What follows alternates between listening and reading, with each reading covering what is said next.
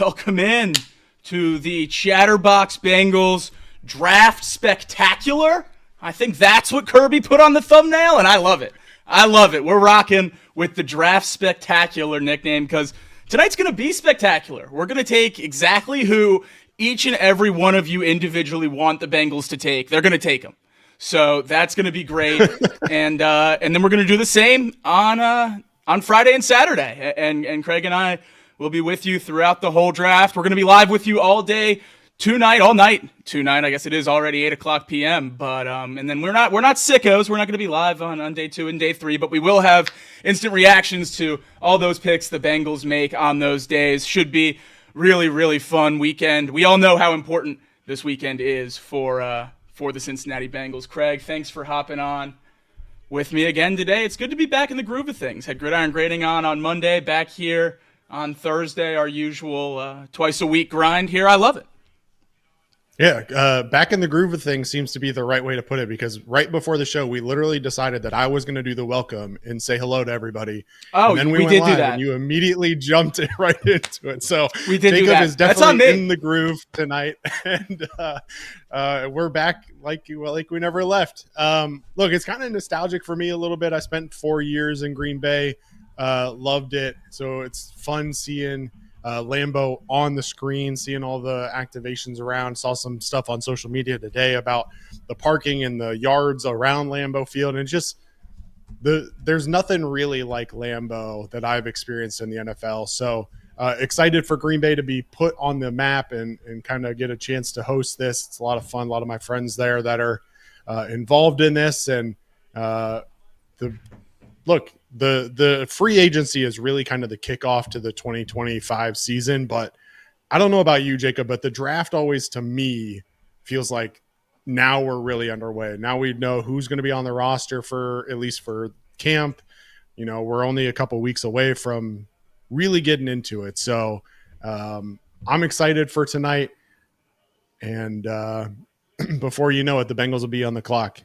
Well, maybe not before we know 2 it. short hours. Yeah, I was going to say, apparently, according to the people that time it out, that it's going to be middle of 10 o'clock, middle of 9 o'clock. That's going to be a nightmare. But hey, we're here to take you through it all. Absolutely.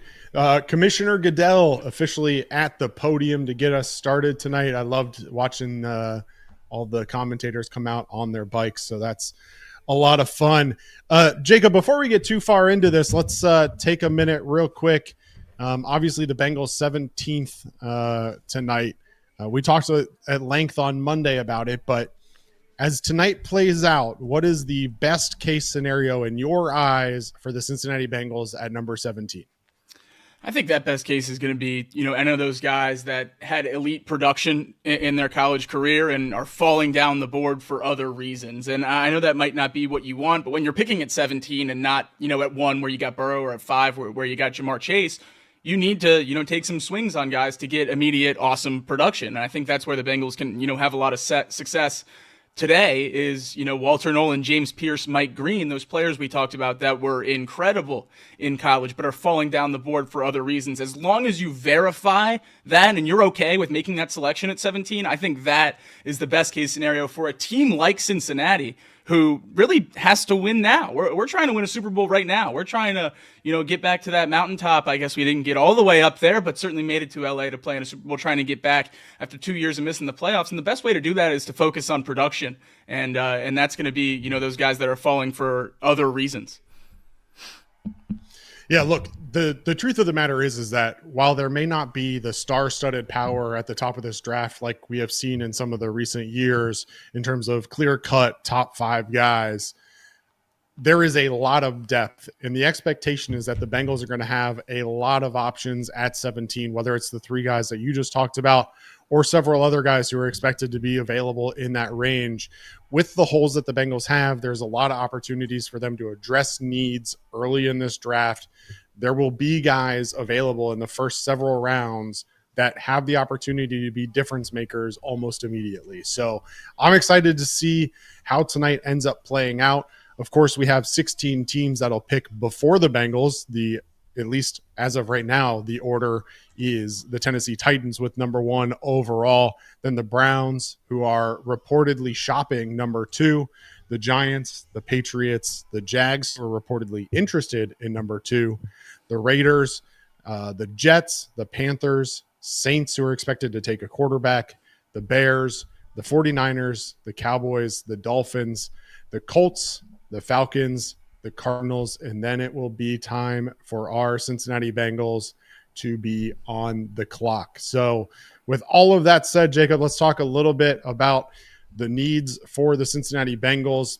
They are, quite frankly, a lot. NFL.com has the top needs as edge, safety, linebacker, offensive line, and corner. Where do you rank kind of the top 2 to 3 positions that you're hoping this Bengals team addresses, and maybe even addresses with depth in this draft? I think first and foremost, it has to be getting to the quarterback. Last year, obviously, Trey Hendrickson led the NFL in sacks with 17.5, finished second for Defensive Player of the Year. But not only are there, issues with his contract and figuring everything out with that relationship, but we lost Sam Hubbard, and we know, he obviously wasn't the version of Sam Hubbard that we all, came to know and love in Cincinnati, but he was still our main second edge rusher. And Joseph Ossai showed good flashes in the second half of the season, but it wasn't enough for me to rely on him to be our number 2 edge next to Trey Hendrickson, who is on the last year of his deal. So I think getting someone that can consistently, get to the quarterback, make them, feel that pressure, whether that's on the interior with someone like Walter Nolan or on the outside, with a true edge rusher or outside linebacker, even someone that's more of an off-ball linebacker like Jihad Campbell. He had a lot of success rushing off the edge. That versatility could be a lot of fun for the Bengals and new defensive coordinator Al Golden to get his hands on. So I think there's a lot of really good options for the Bengals to pick. But as I said at the top of the show, with that first pick, I want them to go defense, but you have to focus on production. There's players who have great traits that would drive me crazy if they make that pick at 17 tonight. The Shemar Stewarts of the world, the Michael Williams of the world, those players that, are consensus top 15 or so picks, but just not guys I'm comfortable with the Bengals taking and having a lot of success with. Outside of getting to the quarterback, we know they have to protect Joe Burrow. Didn't do what we all wanted them to do in free agency, and that was, very upsetting. We thought they were, maybe going to go sign 2 guards, came back with Lucas Patrick and a re-signing of Cody Ford. So not exactly what we were hoping for. Certainly have to address that. If there's a fall, like someone we were talking about a couple of days ago, Kelvin Banks falling all the way to 17, does not seem like that's going to happen or even come close to happening. So might have been a pie in the sky. And we'll see as the draft rolls out tonight how many of our desirable Bengals targets are, top 10, top 15 picks and don't even get there on the board for us. But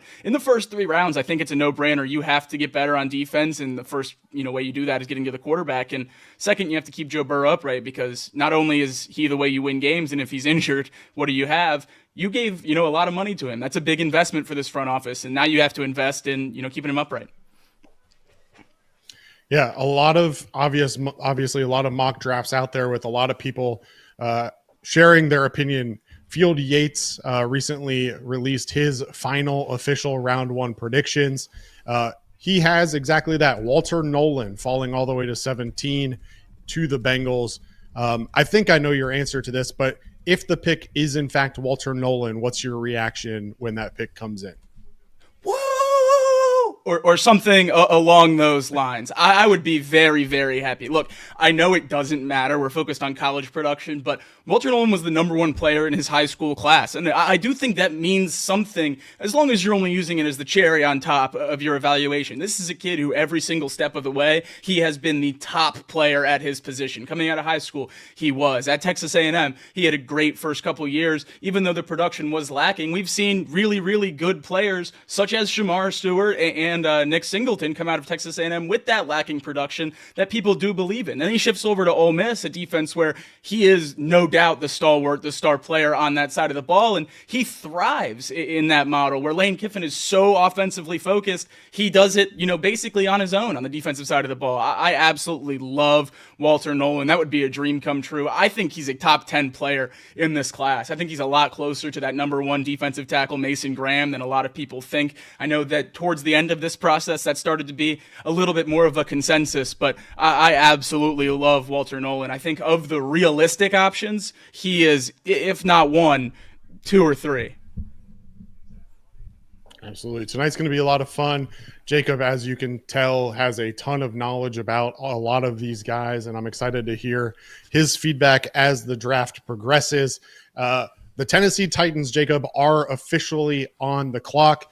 We're going to try not to spend a ton of time talking about all the other teams, but outside of really this first pick, which is expected to be Cam Ward, there doesn't seem to be a whole lot of locked in selections. The Browns are reportedly kind of between Abdul Carter and Shedeur Sanders. Well, there are reportedly teams interested I don't in think the moving Browns up are picking there right now. Yeah.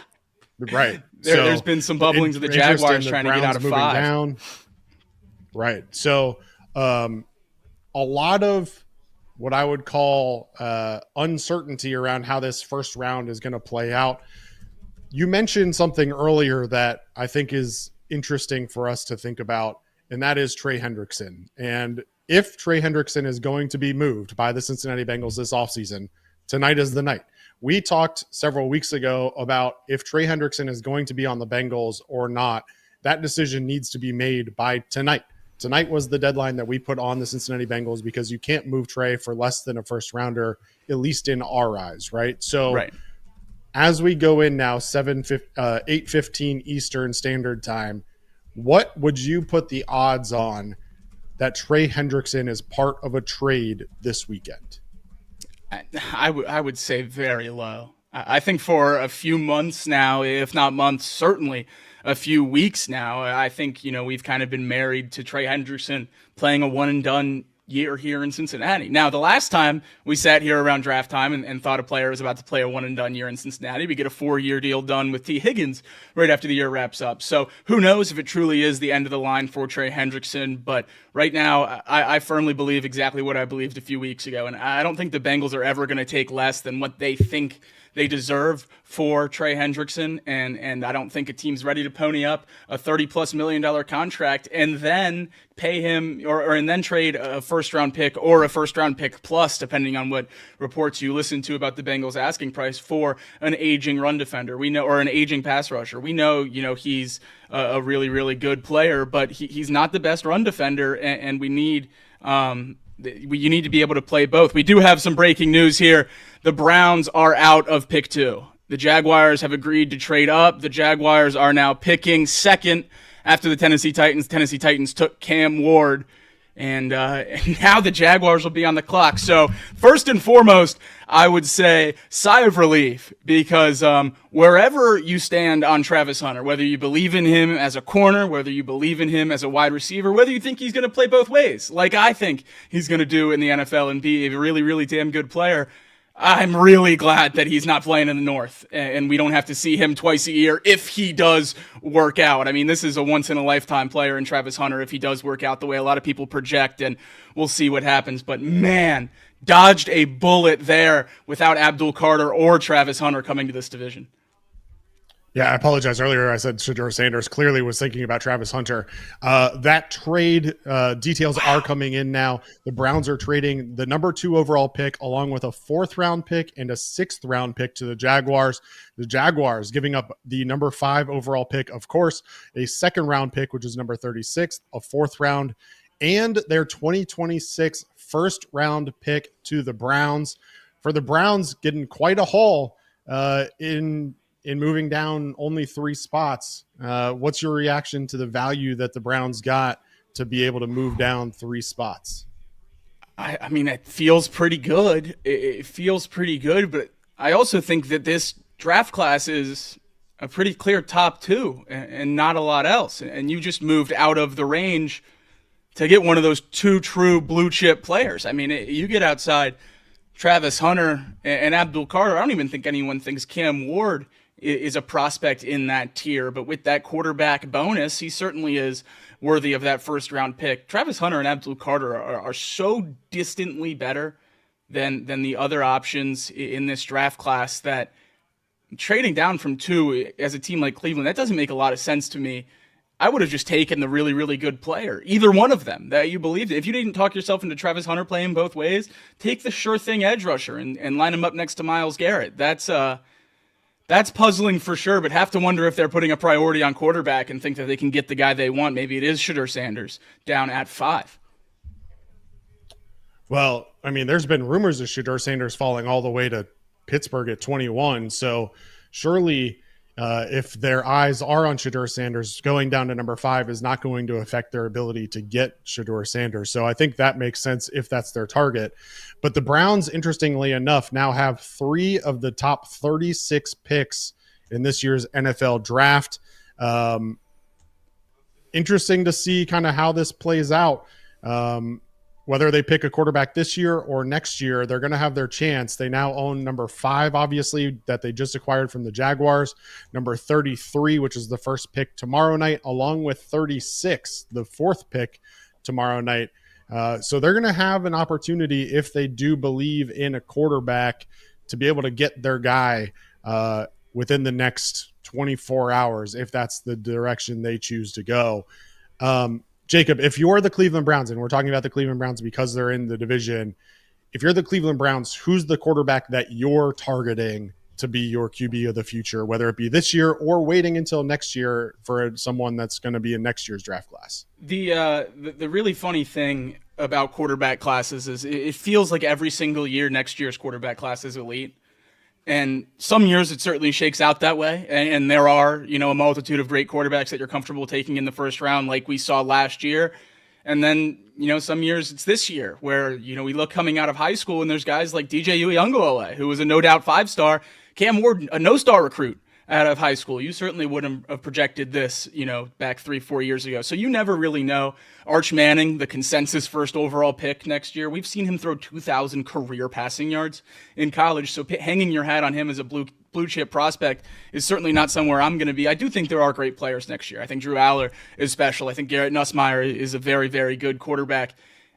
I also don't think you can wait on a position like that. I think if you're comfortable with a player in this class and think you can win, as we've seen, especially in Cleveland, Kevin Stefanski do with lesser than great quarterbacks, I think you take one here and you try to save your job. A lot of times we talk about this in terms of, team and improving the team. I don't think a lot of these guys are worried about improving the team. I think a lot of these guys are worried about putting food on the table. And, if Kevin Stefanski goes through another season with Joe Flacco, I don't know that they're going to make the playoffs again. With Shedeur Sanders, you certainly buy yourself time to build that quarterback into, whoever you think he should be in your offense. So I certainly could see the Browns taking a quarterback here. And I think they probably should, depending on, what they think about everyone else on the board. Yeah. Meanwhile, the Jaguars putting their stamp on this young regime. Obviously, the youngest general manager in the NFL, James Gladstone, just 34 years old now, making this big move to move the Jaguars up from number 5 to number 2. Assumption, of course, that the pick is for Travis Hunter.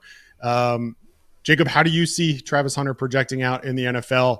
Will he have a chance to go both ways? Is he more of a wide receiver prospect? What's your opinion on him as a prospect now the Jaguars pick is in as we wait the official announcement? Yeah, I think it would be an absolutely terrible mistake for the Jaguars to not try. I think, when Shohei Ohtani was coming over, there was certainly a lot of people saying, well, he should pick one. It's the MLB now. It's not, all these other leagues. But certainly, the Dodgers believed in him and let him try it. And now we've seen what he's been able to do on both sides of the ball. So I'm not saying Travis Hunter, Shohei Ohtani, but you also don't know if it can happen until it happens. Everyone says there's no data points for it as an argument against him. Well, there's also no data points that you can't do it because no one's tried. So I certainly would try with Travis Hunter, and I'm very, very happy a young regime like the Jacksonville Jaguars gets their hands on him. I fully believe, especially if you're giving up those assets for him, you're going to let him try, and you're going to see if it works. And I'm very happy for Travis Hunter that he's going to get that chance, and I'm happy for football fans that we're going to get to see, because how cool would that be if it does work out? And he is an all-pro caliber corner and an all-pro caliber receiver. He's lining up next to Brian Thomas Jr., which certainly is going to take a lot of pressure off his shoulders in terms of, playing that wide receiver position. You're going to be able to use him in unique ways on defense. I'm really, really excited about this pick. And, as I said right after the trade happened, very excited that he's not in the division so I can truly root for him. Yeah. Absolutely. And we talk about James Gladstone. It's very, very interesting that in his first year, he immediately trades up in the draft after years of being on the Rams organization where reportedly they didn't really value draft picks a whole lot. So certainly an interesting development here. Commissioner now on the stage to officially announce what we believe will be Travis Hunter going number 2 to the Jacksonville Jaguars. We'll await that to officially be announced as the New York Giants are next on the clock.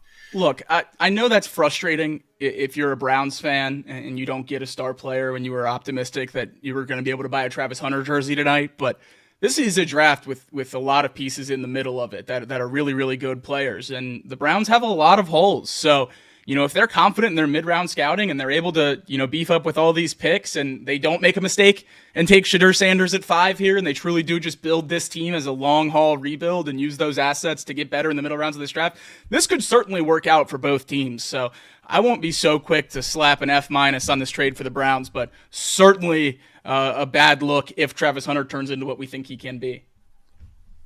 Yeah. And again, a team with a lot of needs, quarterback, offensive line, edge rusher, back even. So, you go down to 5. Do you risk taking someone like Ashton Genty at number 5 and bolstering up your offense and giving your potentially future quarterback another weapon there? It'll be interesting to see how this plays out. Trade back again? The Bears are reportedly very interested and on the phone with the Jaguars to trade up to 5 to take Ashton Genty.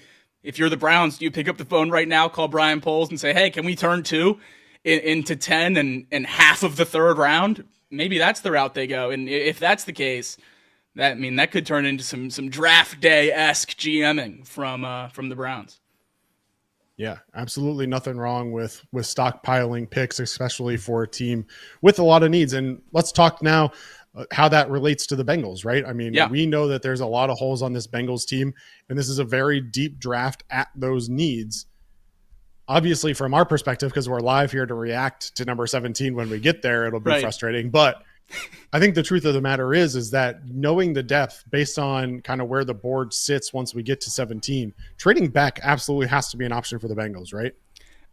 I think the issue with trading back from 17 is someone has to want to trade up to 17. And I think the best chance for that is if none of these quarterbacks are taken before the Steelers and someone really likes either Shedeur Sanders or Jackson Dart and wants to get ahead of that pick 21, maybe the Bengals are the team that is willing to move back. Now, I think the problem with that is, are you willing to move out of the first round? I don't know if I necessarily am, unless maybe that's with a Giants or, Patriots picking in that top 35, top 40 range, and you're getting a serious amount of middle round draft capital in the next few years. But I would be very, very cautious to move back too far. I know the 6 picks is something we've talked about a lot as being a big negative, and it certainly is. I would love to get more assets this year. I think the middle of this draft class, like I just said with the Browns, is really, really good, and the Bengals could really benefit from having more picks there.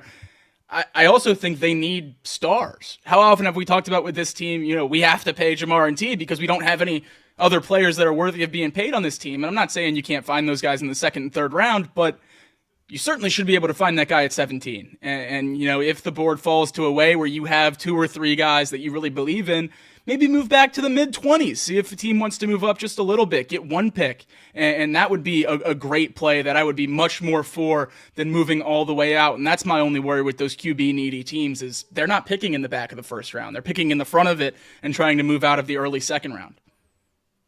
Yeah, absolutely on board with moving back. I don't know that you can afford to move out of the first round as a whole, given like the needs that are on this team and the players that will be available for you in that 17 to 25 range. But I'm certainly not opposed to adding a couple more draft picks. Duke Tobin said this week, honestly, that trying to add more draft picks in this draft is something that they are open to and reportedly exploring. So that won't be a surprise to me if they decide to trade back. But we'll see. Obviously we mentioned Travis Hunter pick is officially in. Quarterback, Jacob, really seems to be the big question in this year's draft, I think, for many people. Depending on kind of who you talk to, the reports are the Saints love Jackson Dart. There's reports of Shedeur Sanders falling all the way down to the Steelers at 21, 22, whatever they're at. Tylere Show from Louisville all of a sudden is like the hottest name in the NFL draft, and I have no idea where that came from. Yeah. If I know that you're a big fan of Jalen Milroe and Will Howard, do you expect we're going to see another quarterback picked tonight? And if so, where? Can I tell you after 21?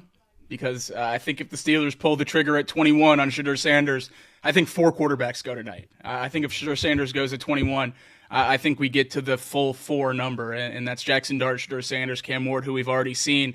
And then is it Jalen Milroe? Is it Tylere Shook? I'm not entirely sure. I would lean Jalen Milroe. I do firmly believe, and I'm certainly seeing it with crimson-colored glasses, but I certainly believe Jalen Milroe has the highest potential of any quarterback in this class. I know we've probably seen Cam Ward play to the highest level, but Jalen Milroe's put together multiple games on film where he's looked like one of the best players in the country. He's the most dynamic runner we've seen since Lamar Jackson at the position. I'm not saying he's Lamar Jackson, but he's the most dynamic runner that we've seen since Lamar Jackson. He ran a 4.3 40. That's something to hang your hat on. So if I'm a team that misses out on Cam Ward, which is 31 teams in the draft, Titans were never moving off of number 1, then I'm probably taking Jalen Milroe because I don't believe in the ceiling of any of the other quarterbacks in this class. Now, I think Jackson Dart's going to be the second quarterback taken, and then I think Shedeur Sanders will be the third, but I would certainly, bet on Jalen Milroe and those traits over a lot of the other players in this class. Absolutely. The pick is in from the Giants. We'll await the formal announcement, but the Giants are another team. Quarterback is a need for them, but quarterback not really an appropriate fit here at 3. Obviously, Abdul Carter's an option, but the Giants seem kind of stacked at D-line, if you ask me. If you're the Giants, is Abdul Carter the pick here for you? Without a doubt, no question about it. I wouldn't have even let the clock tick down 1 second. I would have ran that in a second. I'm glad they made the right decision here. My roommate in college is from New York, and he would have been in a bad spot if they passed on Abdul Carter. So very, very glad for all my friends in the New York area. This is the right pick, and it's exactly what I said about the Browns right there. There's 2 players in this class that are head and shoulders above everyone else, and I don't really care about positional needs when you're a team picking this high. If you have a chance to take a player that has can truly impact the game every single time, I think Abdul Carter can be a double-digit sack guy right out of the gates. Some people compare him to Micah Parsons because, he was number 11 at Penn State and all those similarities moving down from off-ball linebacker, but he's a much more polished rusher than Micah Parsons was when Micah got drafted. Micah Parsons played 2 years of off-ball linebacker in the NFL. No one's going to move Abdul Carter off the ball. So I think he's going to be a dominant pass rusher right off the bat, and I really, really am glad he lands there. I think the Giants have a great young core. I love Malik Neighbors. I love Tyrone Tracy, their running back. I think this is a team I'm buying stock in as long as, again, they don't mortgage their future to trade up to the middle of this first round and take a bad quarterback. Yep. The Giants pick officially in Abdul Carter, as you mentioned. The edge from Penn State makes the trip into New York, and we'll go to the Giants, bringing the Patriots officially on the clock. Patriots here needs offensive line, defensive line, wide receiver, running back, tight end, lots of opportunities here for them. Likely to see an offensive lineman is kind of the gut feeling that we've been hearing.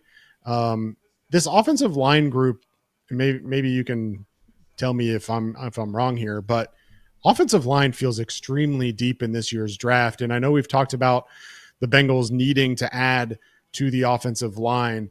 You look at guys that may or may not be available at 17, guys like Kelvin Banks, Josh Connerly, even guys who are projected to play guard. Gray Zabel is a guy who's been brought up multiple times, Tyler Booker. Let's say the Bengals decide that they want to protect Joe Burrow and that offensive line is the move at 17. With those names that are potentially going to be available at 17, which one are you jumping to the podium for and which one are you avoiding at all costs?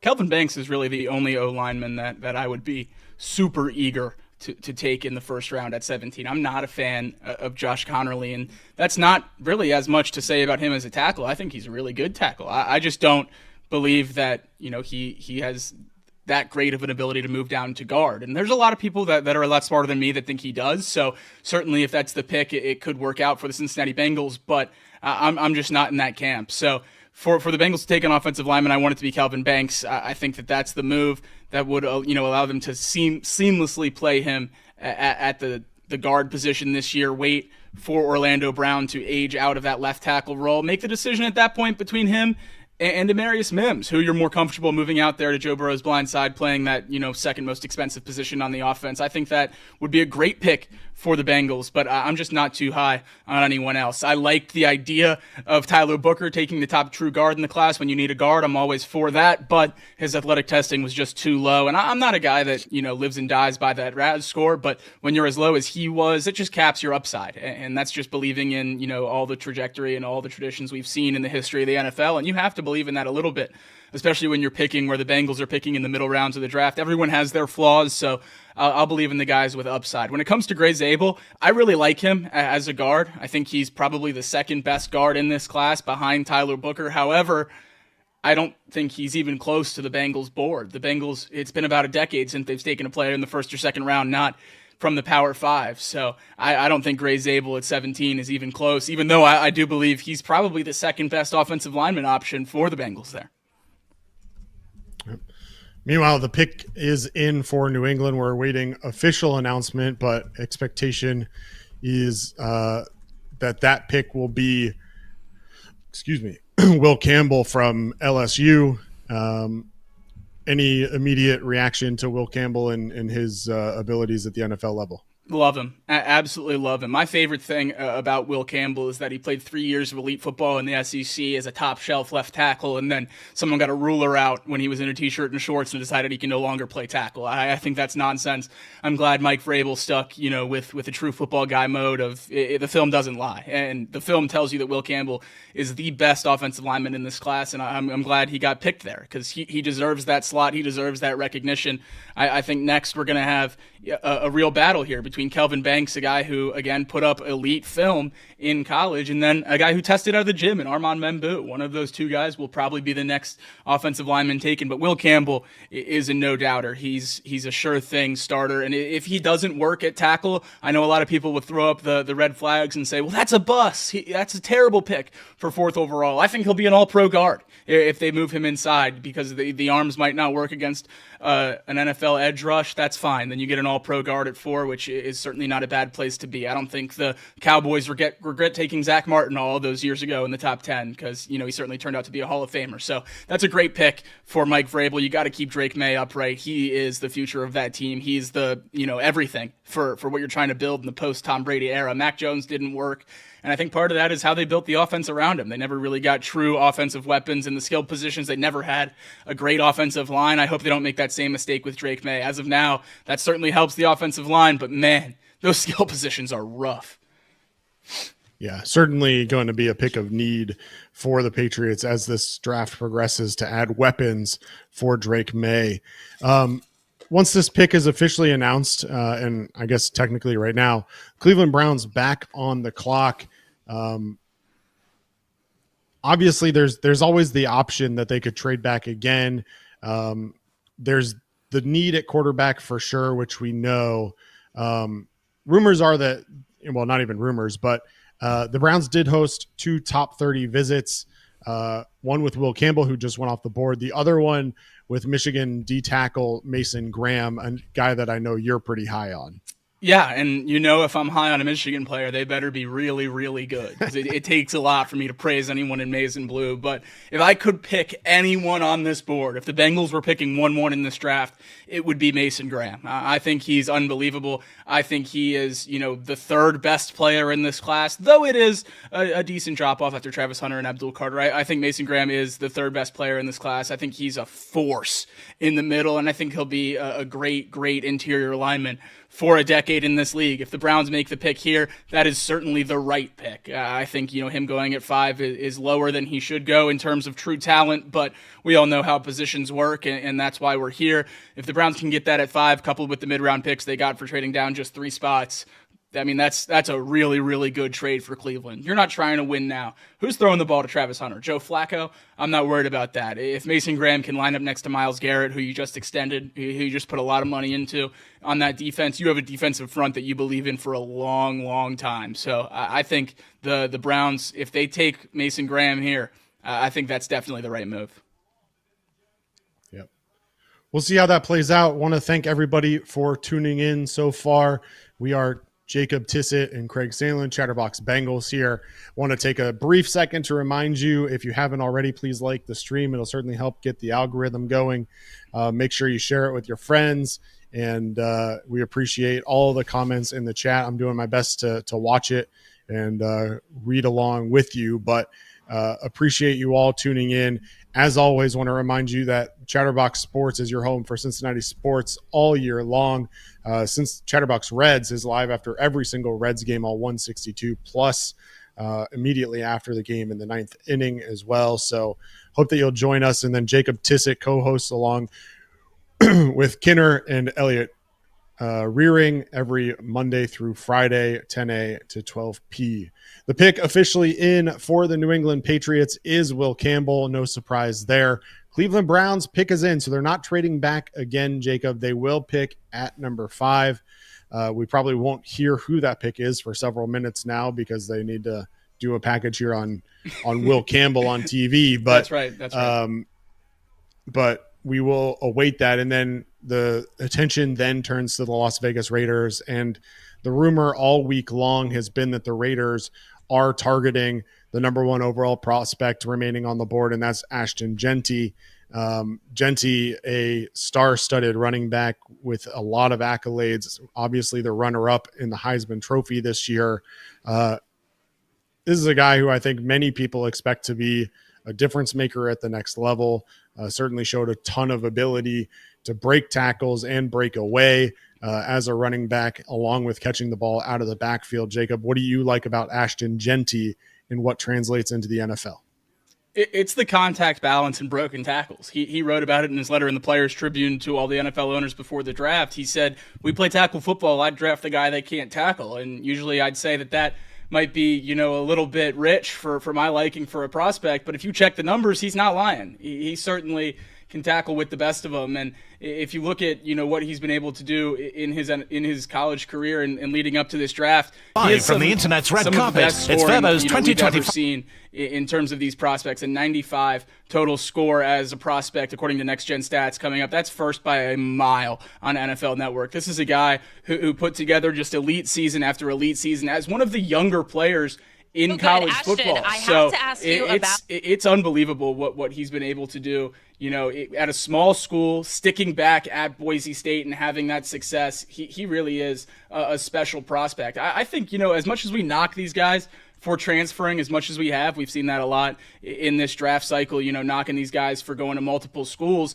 I think we should credit guys like Ashton Jeanty, who stayed at the same school despite getting those multiple $1 million offers. I think that shows you, the positives of the character. We never hear about that in draft season. We always hear about the negatives in character. I think that's a huge thing, especially with a position like running back where, you have to be okay with some games. Maybe it's not your day. Maybe that defensive, alignment stacks the box and it's not going to be, the game for you. And Ashton Jeanty's a player who certainly doesn't mind that, but he can also take over a game. So I love who he is as a player. I think he's certainly in that tier 2 with the rest of these players right behind Travis Hunter and Abdul Carter for me as the best players in this class. He would be a no-brainer. Certainly belongs in the top 5, top 10 as his floor. He's not getting past the Bears. So anyone that drafts him is gonna be very, very lucky.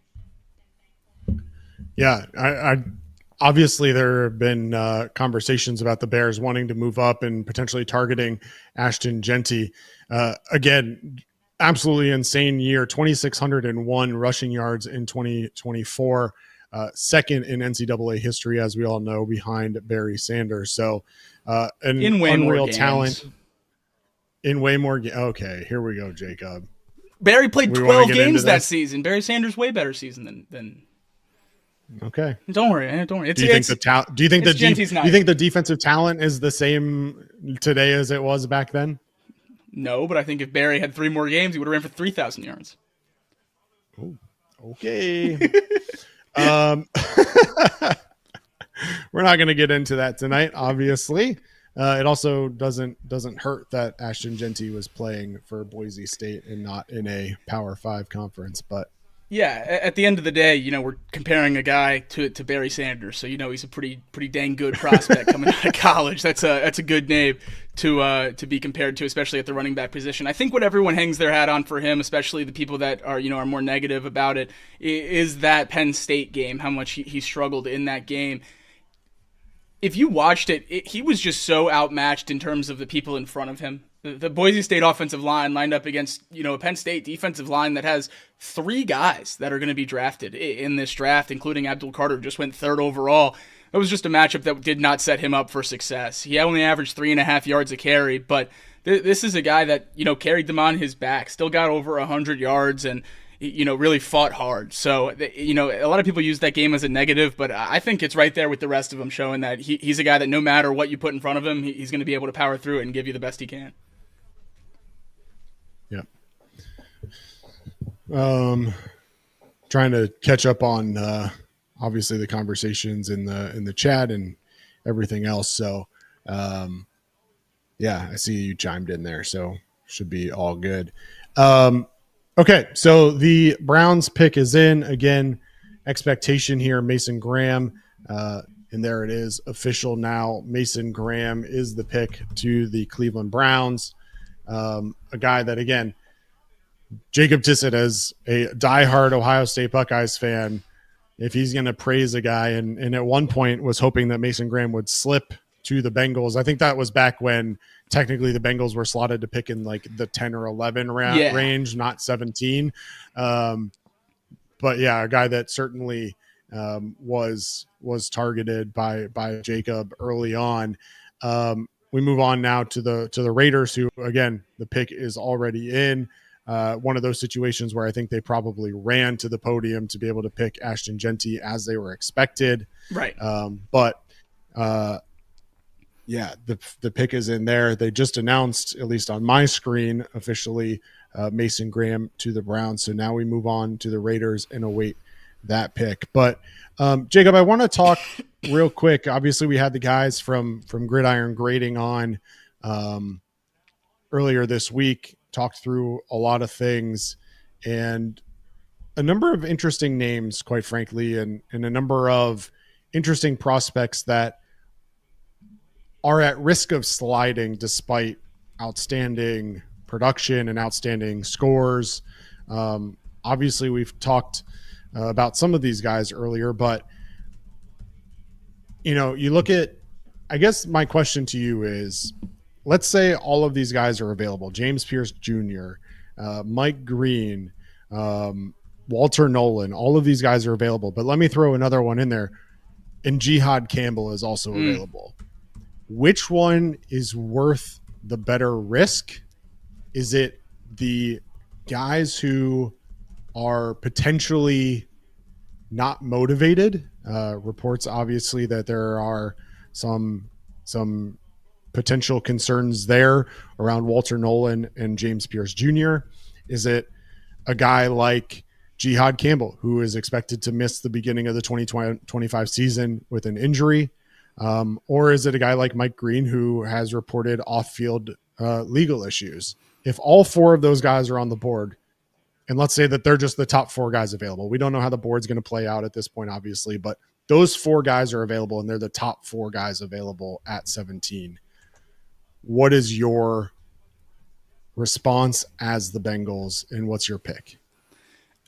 I know, a lot of people are focused on winning now, and we all are, because we have Joe and we have Shemar, and this team should be winning now. But a player like Jihad Campbell is a really, really special player for what he can do versatility wise. We talk about Shemar Stewart as a guy who tested out of this gym as an edge rusher, a perfect 10 out of 10 athletic score, same as Myles Garrett, all this wonderful stuff. He had 4.5 sacks in his collegiate career, and that's just not something I love. Jihad Campbell played an off-ball linebacker. He had 5 this last season.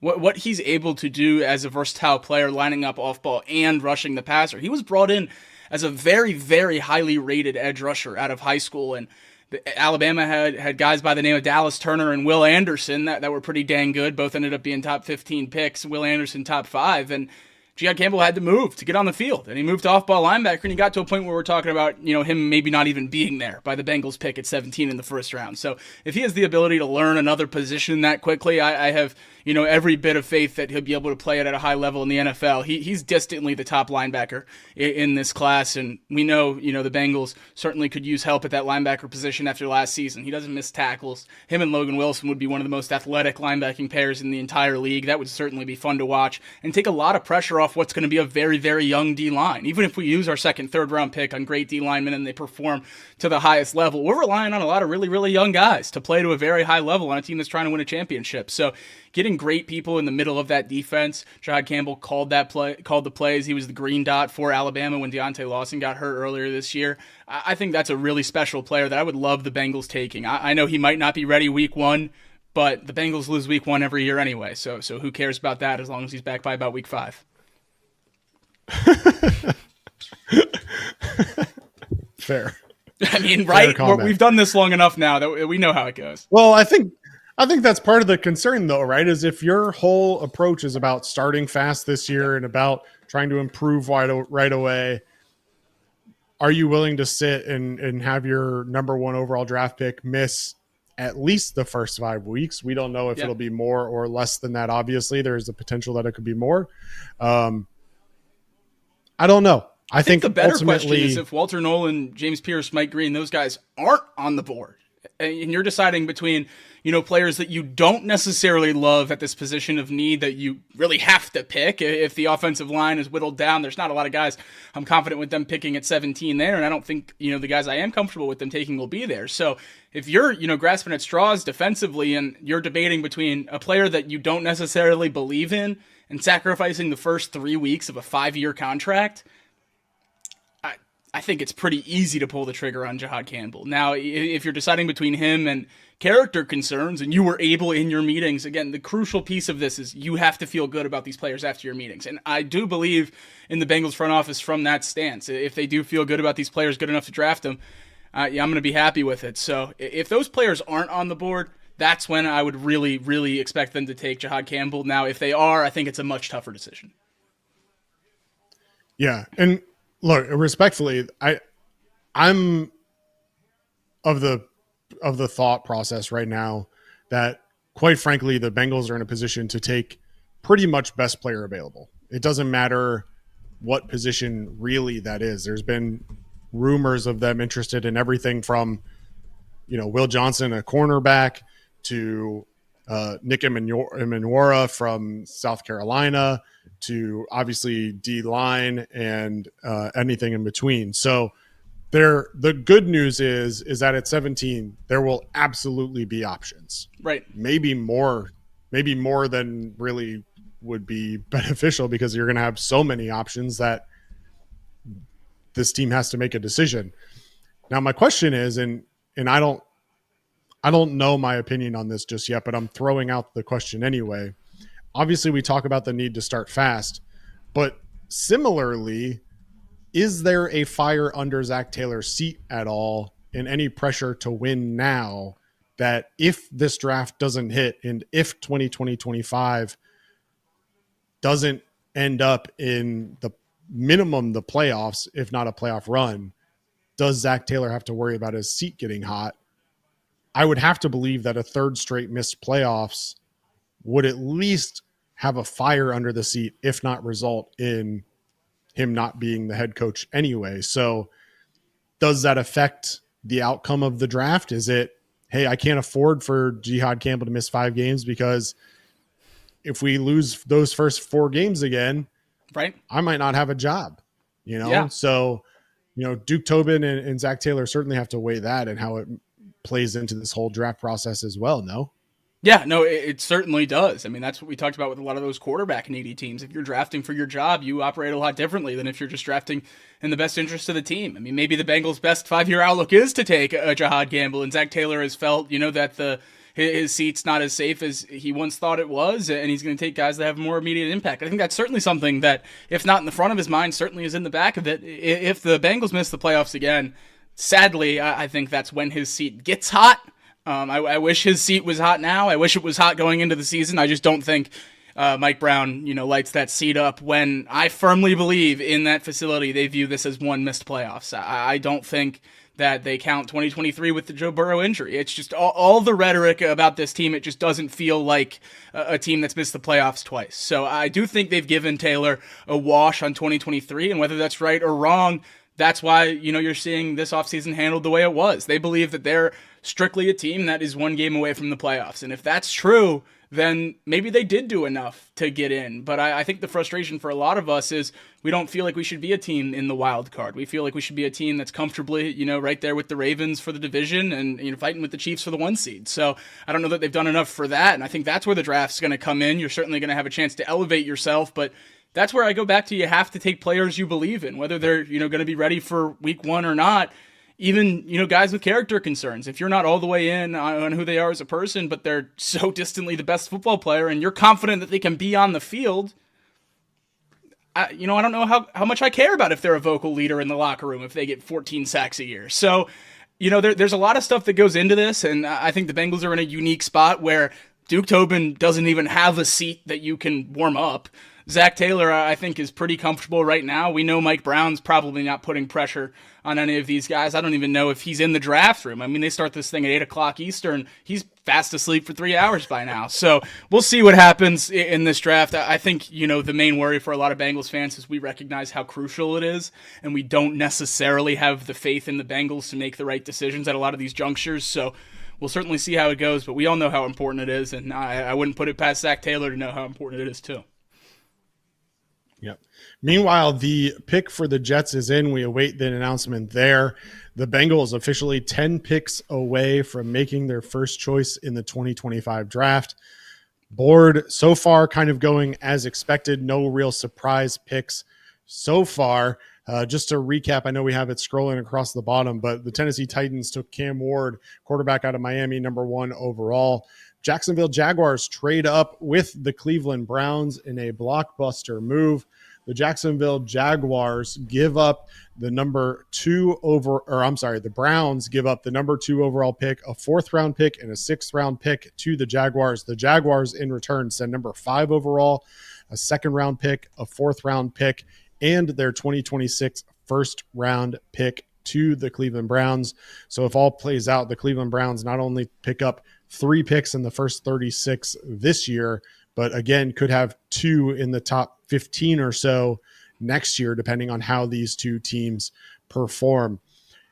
Moving on down the line after that, if I can get back to my appropriate tab, the New York Giants select Abdul Carter, edge out of Penn State. Will Campbell, the offensive tackle from LSU, goes number 4 to the Patriots. The Cleveland Browns, after trading down, select Mason Graham, defensive tackle from Michigan. Latest pick that we are aware of, at least so far, Ashton Genty, the number 6 pick from Boise State. With the Jets now on the clock, 2 kind of consensus names that keep being thrown around for the Jets at this point: Armand Membu from Mizzou and Tylere Warren, the talented tight end out of Penn State. We haven't had a chance to talk about either one of these guys just yet, Jacob, but I think I know you're pretty high on Tylere Warren out of Penn State. Yeah, I would say he's pretty distantly the best player on the board remaining. I absolutely love Tylere Warren. I know when you get into, the last, tight ends that have been taken in the first round, it's a tough pill to swallow to take one this high, maybe if you're the Jets and have as many holes as you do. But I think Tylere Warren's a no doubt really, really special player, and I think he's going to be great. He's a 6th offensive lineman. He's a great blocker. I think he's a George Kittle comp, which is much much easier to project than Travis Kelce. You see Travis Kelce comps thrown out a lot, and those rarely work because you have to be such a dominant receiver to be worthy of putting on the field over the average slot receiver. And if you can't block, it's so hard to play a tight end. Tyler Warren, that's not the case. He's a true tight end in a game that's modernizing, but he can still stretch the field. He's a great player. I really want him here. I bet Tyler Warren at 7 to the Jets, so hopefully it happens. I'm still holding out hope for my guy Justin Fields. I need him to get some more weapons. He's going to be the Jets starter. You get Tyler Warren there. Pair him with Garrett Wilson. I really like what they're building. We'll see what happens here. It's not Tyler Warren, but it's good protection. Yeah, apologize for your bet, Jacob. Unfortunately, it's all right. Not we got Tyler more going. Warren. Don't worry. It is the other option that was mentioned, offensive tackle from Missouri, Armand Membou. Tell us what you know about him and how he translates to the NFL. He's a player that shot up the draft boards after the combine, and whether that's right or wrong, I know in Cincinnati we have flashbacks to John Ross running that record-breaking 40 and flying up to pick 9. Armand Membou is a really good player. He's a player that played almost exclusively right tackle at Missouri, which is always frustrating when you get in the top 10 because there's a lot of people that think it's just so easy to switch to left tackle. They're very different positions, but this is a monster in the trenches for a team that really needs the help. They took Olu Fashanu last year from Penn State, and I think these two can be a really great tackle pair for a long time. He only allowed 1 sack in 3 years. He had a perfect 10 athletic score. He's the most athletic tackle to test at the combine since 2015, maybe even further back than that. Ran a 4.9 40. At that size, it's truly remarkable. I think he's certainly worthy of this pick. This is, one of those things I think we're going to look back on after the draft and certainly have to watch throughout the career because as we've seen now, that's 2 linemen taken before Kelvin Banks. Kelvin Banks won the Outland Trophy for the best offensive lineman in college football this year at Texas. He played unbelievable football for all 3 years that he was their starting tackle. He played left tackle, which is obviously the bigger position, but because of Armand Membou's testing and a lingering injury from the end of the year, Membou jumps above him. So maybe a team like the Saints at 9 potentially in need of a lineman after declining Trevor Penning, their first-round pick from a few years ago, declining his 5th-year option. Maybe they get lucky and take Kelvin Banks, who production-wise is certainly the second best lineman in this class. But Membou tested out of the gym. That's a great thing for him. Now on the clock, I guess the pick is already in at 8 for the Panthers. They probably made up their mind fast. I'm rooting here pretty hard for my guy Bryce Young to get some weapons. He needs help at wide receiver. I would love Teteroa McMillan here at 8. I would also be fine with Tyler Warren. I think he's an elite receiver. So both of those would be pretty good picks here for the Panthers if you left it up to me. This morning on Off the Bench, the conversation happened about Tet McMillan potentially being a bust, Jacob. Obviously, you've had the day to think about that conversation now. It sounds like Tet McMillan might be your pick if you were the Panthers GM, but is there that possibility for bust with Tet McMillan in your eyes? I think that's a tough question because I do feel like there's a possibility for a bust with any player, especially when you get, down to Arizona. I know they are in the Power 5, but it's still Arizona football. And there are, opinions to be had about that. And he put together elite production. So if you're going to believe in production, then I certainly think Teteroa McMillan would be the player for you. He in 3 seasons, 2 seasons as the dominant number 1 receiver, but 3 seasons at Arizona, he put together 700 yards, 1,400 yards, 1,300 yards with 8, 10, and 8 touchdowns. I mean, that's a dominant wide receiver 1, no matter how you slice it in college football. But I understand when people have reservations. He didn't run an exciting 40. He didn't test at the combine. He saved that for a pro day, which certainly raises some red flags, especially for a wide receiver. But I think he is the number 1 wide receiver in this class. Emeka Egbuka, who I think will have the best NFL career. I don't know that he can play outside at a dominant level, so I wouldn't take him first. I would take more of the gamble on the outside receiver over the sure thing slot receiver if I'm picking this high, and I'm willing to take the gamble on Teteroa McMillan, even though I'm aware, he might have more of those bust tendencies than some of these other guys. I think what he's able to do on the outside, I think you can bet on some of those traits to work in the NFL. He's a 6'5" wide receiver, that ran. I know it's not that fast in terms of NFL wide receivers, but a 4.5 40 it's not terrible. So if you can do that at 6'5", win some jump balls, I think you can have a productive NFL career. I like Teteroa McMillan, but as AJ Worst says in the chat, keep taking offensive skill players. I'll tell you how much I love them all if the GMs want to hear it, because keep pushing DN skill down to us. I love it. Couple recent reports that I'm interested in your opinion on here. just after drafting edge Abdul Carter, Giants have formally announced that they are picking up Kayvon Thibodeau's fifth-year contract option. So Thibodeau and Abdul Carter slotted to be side by side for the next 2 years, at least for the next year. I don't think so. I think they're picking up that fifth-year option to use him as bait on a Jackson Dart trade for late first round. That's my guess. Because it was confirmed that they were not picking up that fifth-year option 2 days ago. So I think something changed here, and I think it's using Kayvon Thibodeau as the edge you took fifth overall a couple years ago. I think you might be using him to save draft capital in the future and throw him on top of maybe 33, 34, whatever their pick in the second round is, to move back up in the first and take Jackson Dart or Shooter Sanders. I'm not sure. But that leads me to believe that they're going to package him to move up. Just a guess. I certainly don't know, but that's my guess. Interesting take.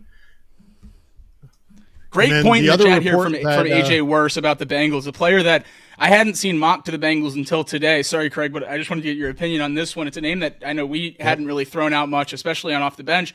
Jahdae Barron, the corner from Texas, he was mocked to the Bengals for, to my knowledge, the first time earlier today. Do you think there's any chance the Bengals go defensive back? I know the guys from Gridiron Grading, when they were on, said that could be a dark horse in the first round, but those odds have went through the floor since the last time we spoke. So that would certainly be a shock. But to see Barron mocked to us today, I think he is the best remaining corner in this draft now that Hunter is gone. So certainly wouldn't be a bad pick. But do you think defensive back is something the Bengals are considering at 17? And if it is Barron someone that you would like?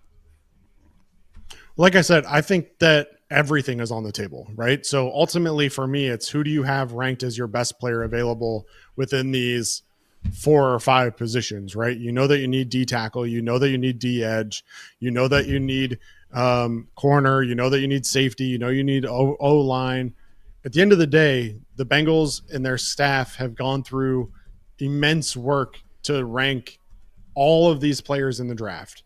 And at 17, it really just comes down to who's left on the board at your pick. And for me, cornerback is absolutely in play. I think there's a lot of question marks at corner, and that's the big problem. There are a lot of guys coming back from injury who, could absolutely be contributors and be a starting corner on this team, but it's uncertain, right? And that's the biggest concern, is that you could have 3 or 4 guys that you can absolutely trust day in and day out in the secondary, or you could have nobody. Legitimately, you could have 0 corners that you trust in 2025 by the time we reach week 8 and we kind of evaluate how we feel on things. So that's the concern for me, is the unknowns. There are positions across this line where we have proven contributors and across the team, but cornerback for me, and quite frankly, safety, the entire secondary has to be on the board for you if you believe that the best player available is a secondary player. So totally open to Jahdae Barron.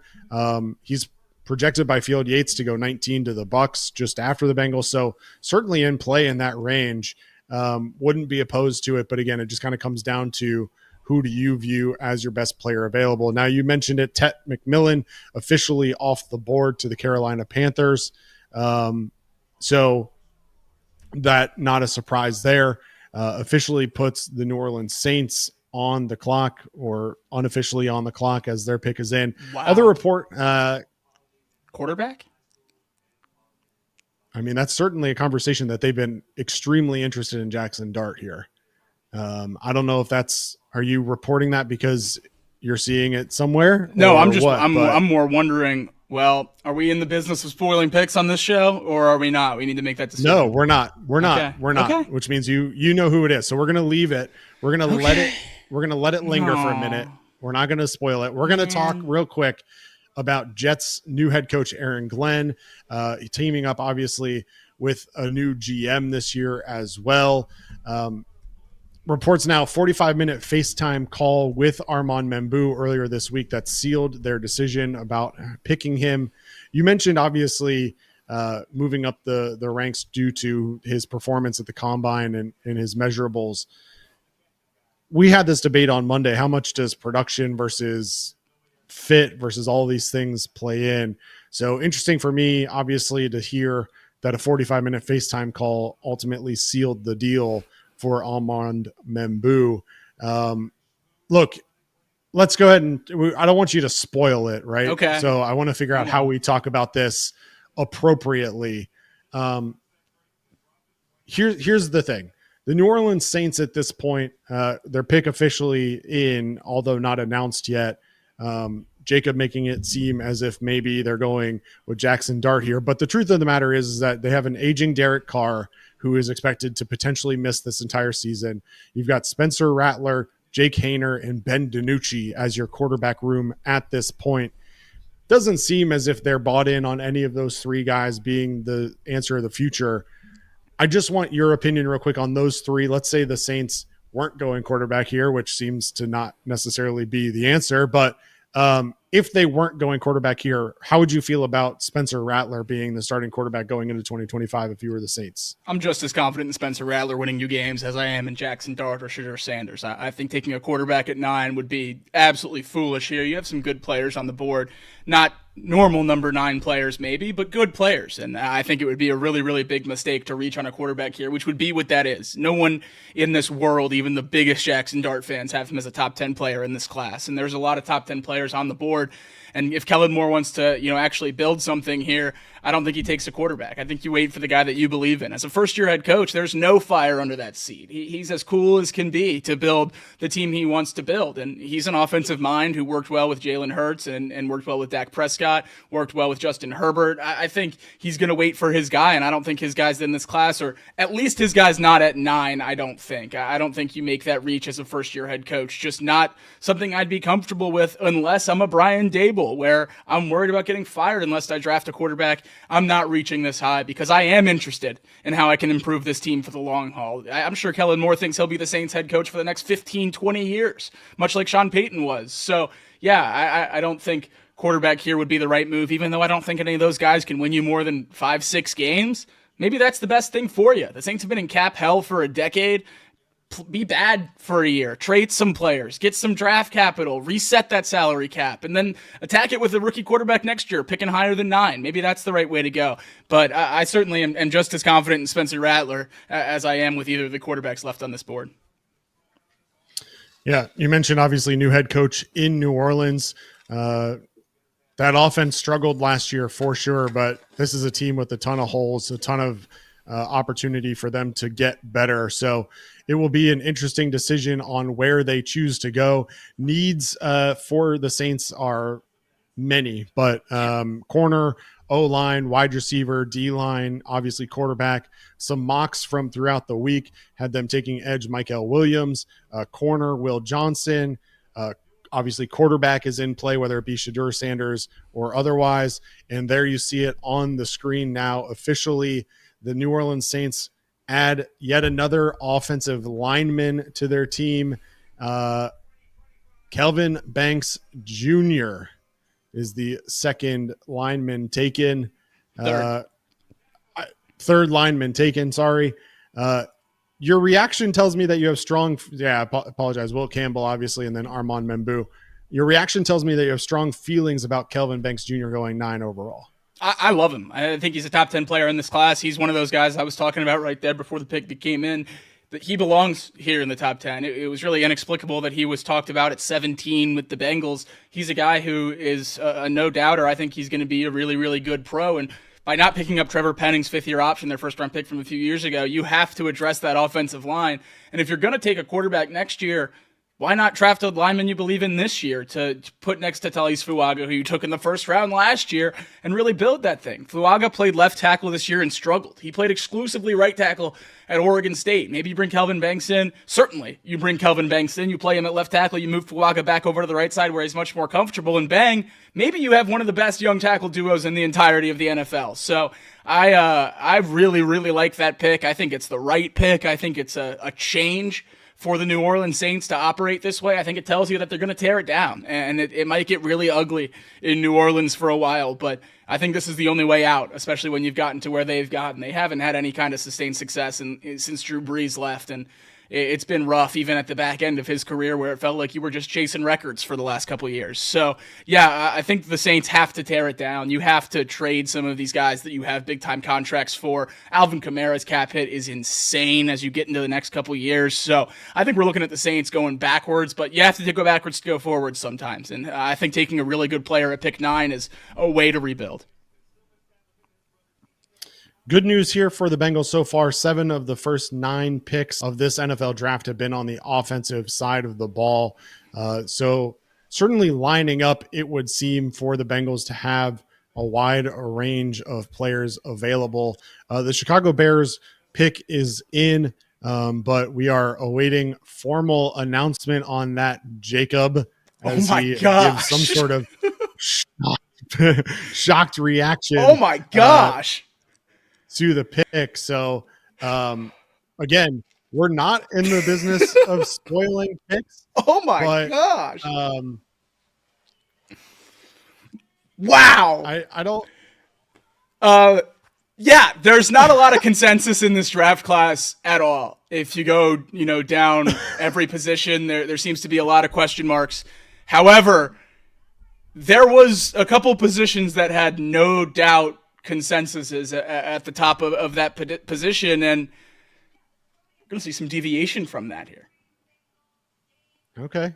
Well, the mocks had guys like Tylere Warren, again, Michael Williams, and then some O linemen as options here, along with Omarion Hampton. I'm not sure that he's really in play at 10, but your reaction is very interesting because it makes me think that they're picking someone who maybe isn't projected to be the top player available at their position, or maybe even not position of need for the Bears. I'm not really sure 100% how to read your reaction. So I'm excited to see exactly what happens here once that pick comes in. But if you're the Bears right now, reaction is, yeah, if you're the Bears, all you're thinking about at pick 10 is what can we do for Caleb Williams, right? You took him number 1 last year. You traded, or you actually got, a lot from the Panthers for that pick, but that's what you're building your franchise around. You have Ben Johnson, new head coach. You're going to try to build around the offense. You hired an offensive coach for a rookie quarterback or a second-year quarterback now after his rookie season for a reason. Maybe you didn't see what you wanted out of Caleb Williams last year, and that's, frustrating to a lot of people in the Bears building. He certainly looked good at the end of the season. So, we'll see what the Bears do here to help for him. But you certainly, there couldn't have been a single thought to go defense at pick 10. You have to be operating fully with the thought of what's next for Caleb Williams and how you can help him out. And you have to go offense here at 10. And the Bears obviously get someone that they really, really like. They were talking about moving up, maybe for Genty, maybe for Tylere Warren, maybe for Travis Hunter, but they stick and pick at 10 and maybe get, someone they really, really like. Ben Johnson's an interesting guy as a play caller. And, obviously in Detroit, he spent a premium pick on Sam Laporta, a tight end. He had 2 running backs paid significant amount of money in David Montgomery, Jahmyr Gibbs. He had Jamison Williams, who he took in the first round. He had Amon-Ra St. Brown, who was a high paid receiver. He had a lot of weapons, and he's going to need that in Chicago too. Let's do this. Do you have YouTube pulled up? Let's do a poll, because I see people in the chat. Telling us to spoil the picks. Now, okay. Up till now, we haven't been spoiling the picks, but let's put a poll out there and see. Do people want us to spoil the picks, or would they prefer us allow them to watch it live? Because I don't want to ruin it for people that prefer to watch it live. But if you do want us to spoil it, I don't want to ruin it, because you mentioned obviously potentially some out of order picks here coming in. Potentially a player who was named the best in the country at their position this past year, not going first overall at that position. Look, I think at the end of the day, what you just said obviously is obviously true, right? So the truth of the matter is that the Bears need to give Caleb Williams the weapons, and there you see it on the screen now. The Bears bypass Tylere Warren And instead, the selection is Colston Loveland, the tight end from Michigan. I don't think there's any question that those two were the consensus top options at tight end. But both I think first there rounders. was a lot of 100%. No question. I think both of them were expected to be first rounders. But obviously, based on your response, you're surprised to see Colston Loveland over Tylere Warren here. Look, I like Colston Loveland. He's a player that I would consider if he was on the board for the Bengals. One of very, very few offensive players I would consider for the Bengals. If he was on the board at 17, obviously won't be. The Bears just took him at 10. But I think Tylere Warren is head and shoulders better than Colston Loveland as a tight end. Colston Loveland, I think, might be a better receiver. But Tylere Warren is one of the better inline blockers at tight end we've seen for a long time. Now, Colston Loveland came in to the combine a little bit heavier height and weight than a lot of people expected, so maybe that'll translate well. He's also coming off an injury, so maybe he'll be able to morph his game, more closely to the Bears' offense. They also have Cole Kmet, who's a really good tight end. I know Ben Johnson loves the 12 personnel, so a tight end certainly isn't a bad pick, but if Tylere Warren was on the board at 10, I thought it was going to be a no-brainer that they ran to the podium and took Tylere Warren. But it's Colston Loveland, and I think they get a really, really good weapon. But So put yourself in the shoes of Ben Johnson and the Bears GM here. Why is the selection Loveland over Warren in your eyes? What does Loveland do better, or what does Warren maybe not do as well that made Loveland the selection, at least in your opinion?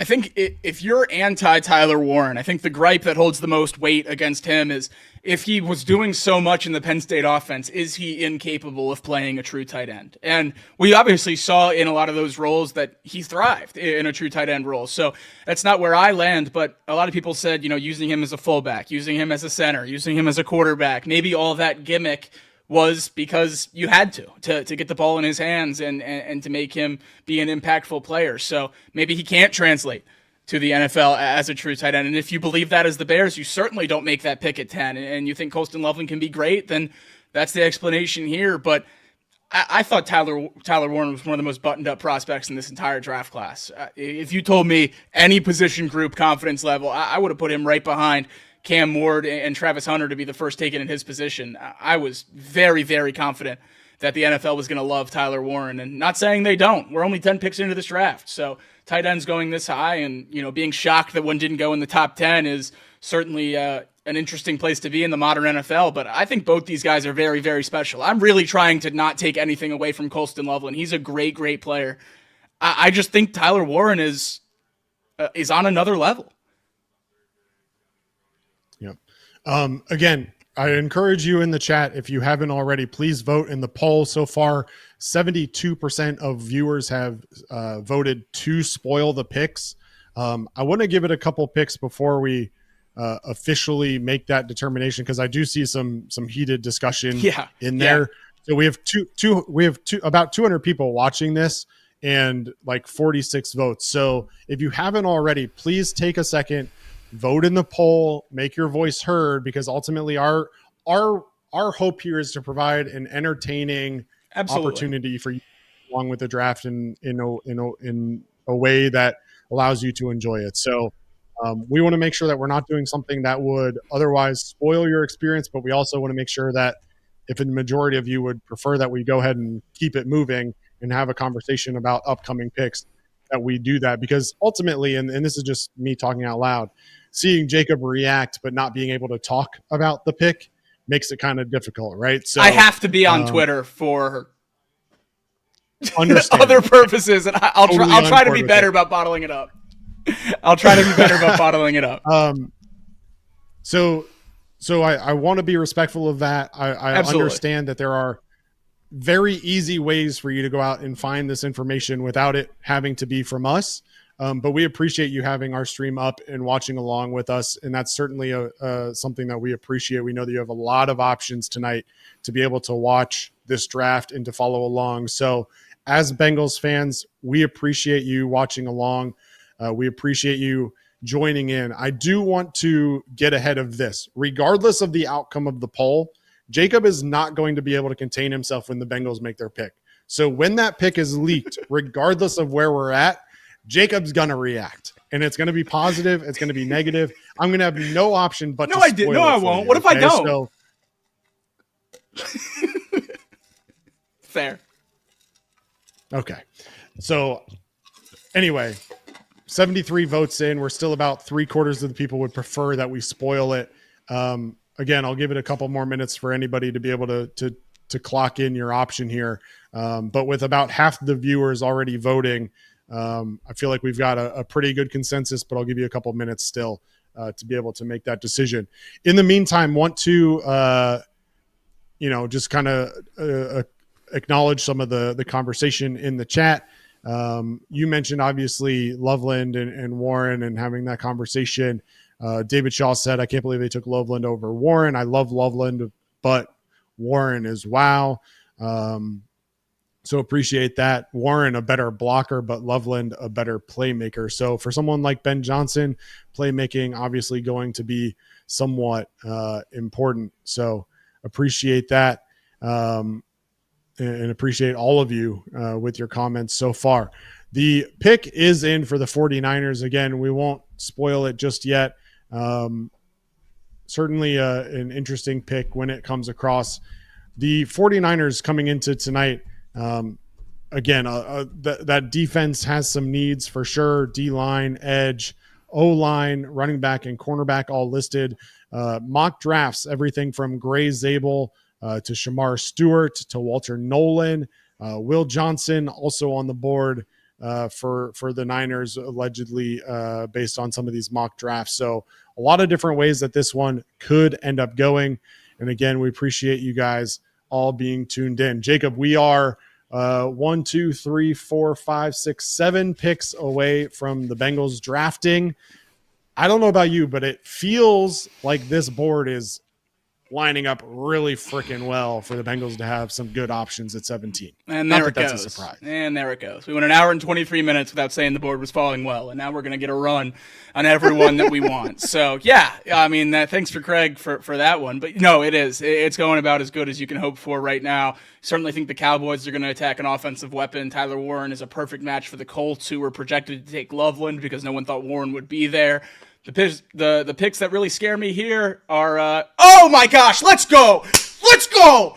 Mykel Williams to the San Francisco 49ers at 11, which means the Bengals cannot make that mistake. That is so huge. We have one more to go. Someone take Shemar Stewart. That I was just about to say. There are 3 more picks that scare me. It's the Cardinals, it's the Falcons, it's the 49ers that can take one of those dominant rushers and take them off the Bengals' plate. We want as many options as possible that we are okay with. Mykel Williams is not one of them. Now, will he be good in San Francisco? Maybe. Robert Saleh is their defensive coordinator right now. He probably makes everyone good, but he wouldn't have been good in Cincinnati. So that is a great, great thing that the Niners made that pick. That is as good as it could be because you knew they were going edge, and that's someone the Bengals could not take.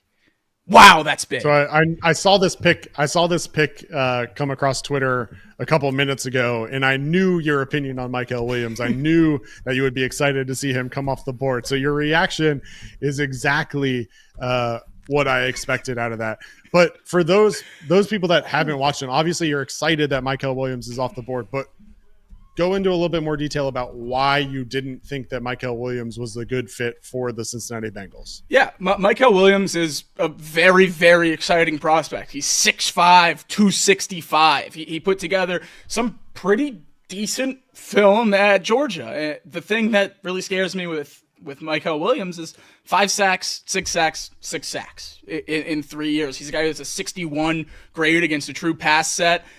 It's just not someone that I really have a lot of faith in. 11.1 pass rush win rate. Very, very low numbers across the board in terms of someone that you're relying on to be a dominant edge rusher off the bat. Now, it's different for San Francisco with Nick Bosa on the other side of that defensive line. You're not relying on him to be your dominant edge rusher. They have more faith in their developmental staff, especially at that position. I think it's a very good pick for a team like San Francisco, but it's not a pick that the Bengals could afford to make, a guy that you're relying on a lot of development. He falls in the same basket of Myles Murphy, a guy that I'm more than excited to get outside of the top 20. I think it's a good developmental piece. I still have faith in Myles Murphy being an impactful defender for the Cincinnati Bengals. I wouldn't be thrilled about taking Myles Murphy or a Myles Murphy type prospect at 11 or 17. So, yeah, I think, can Michael Williams be good and these clips be turned on me? Absolutely, they sure can. But if he is, it's going to be because of San Francisco and not anything else.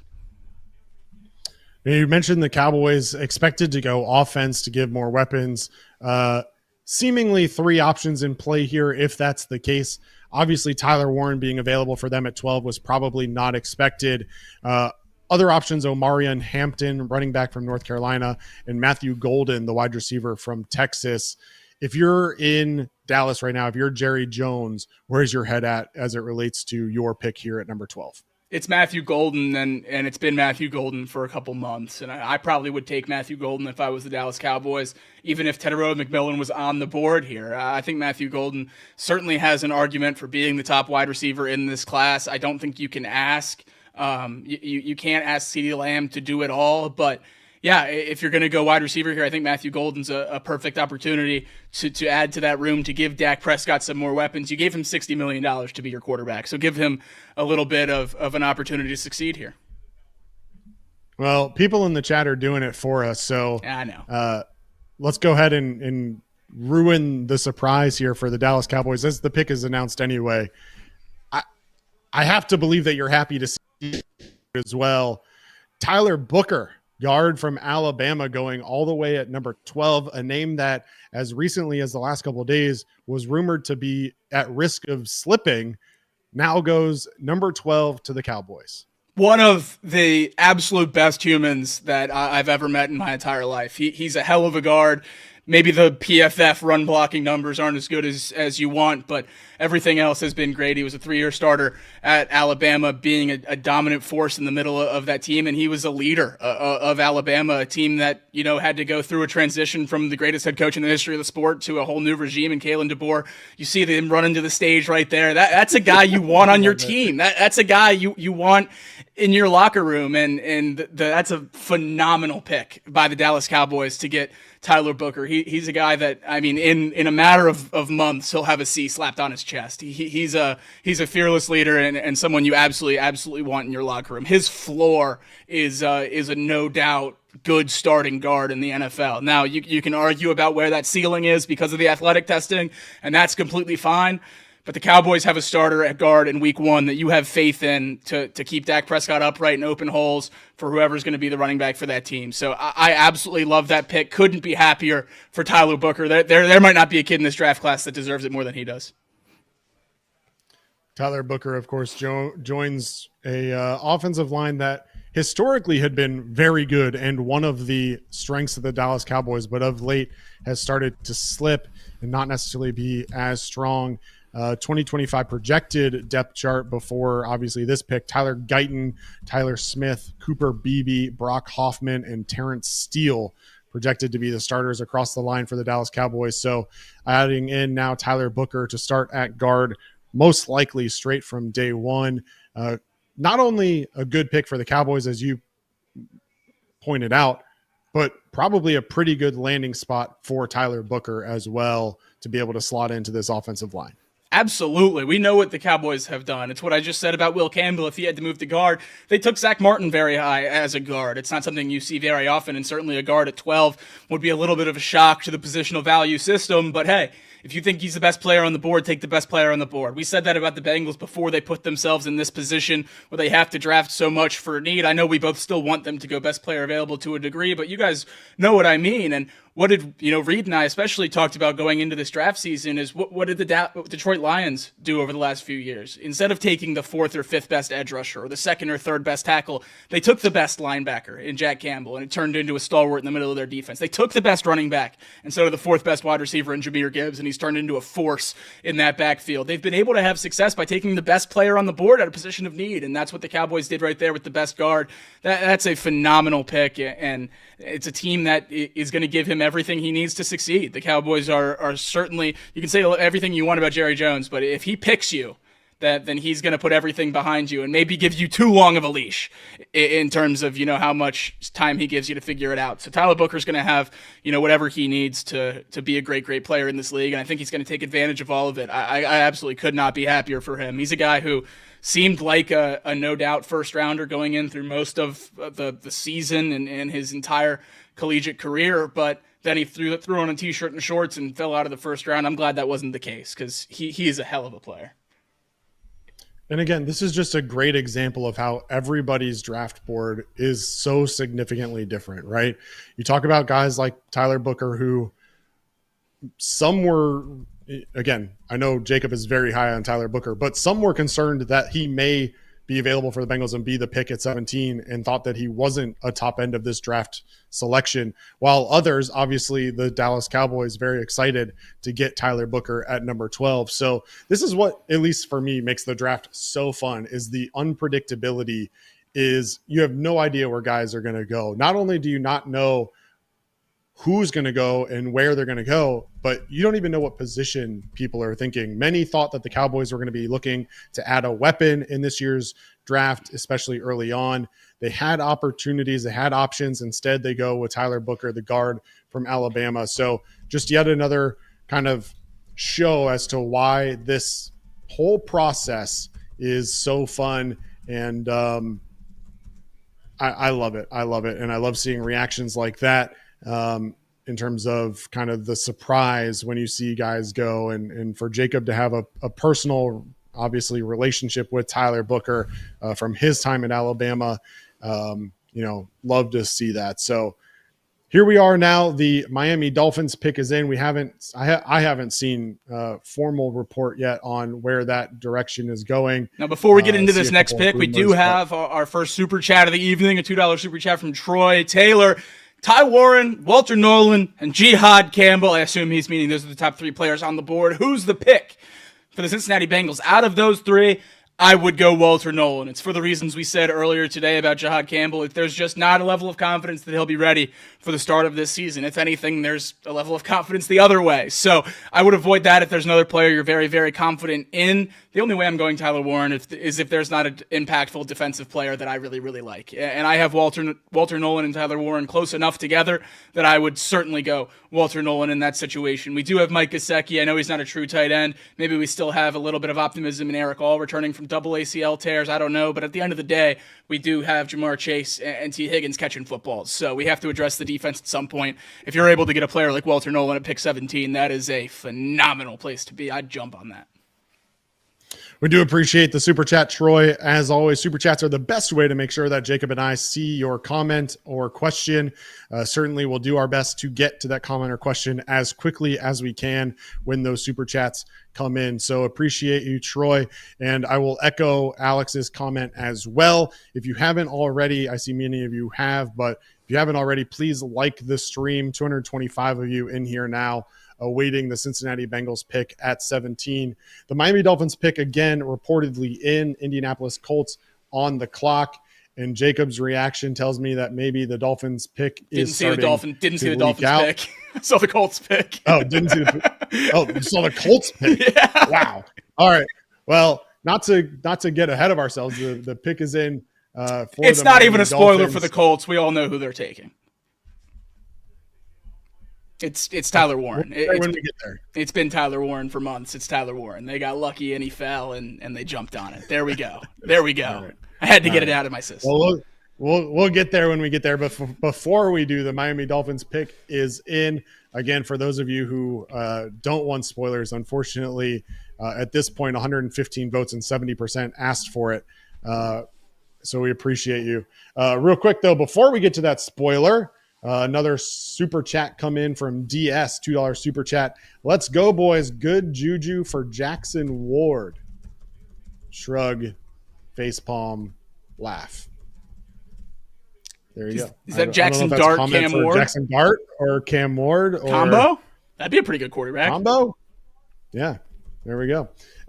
Miami, you see it on the screen now. Kenneth Grant, defensive tackle from Michigan. Michigan having themselves a draft early on.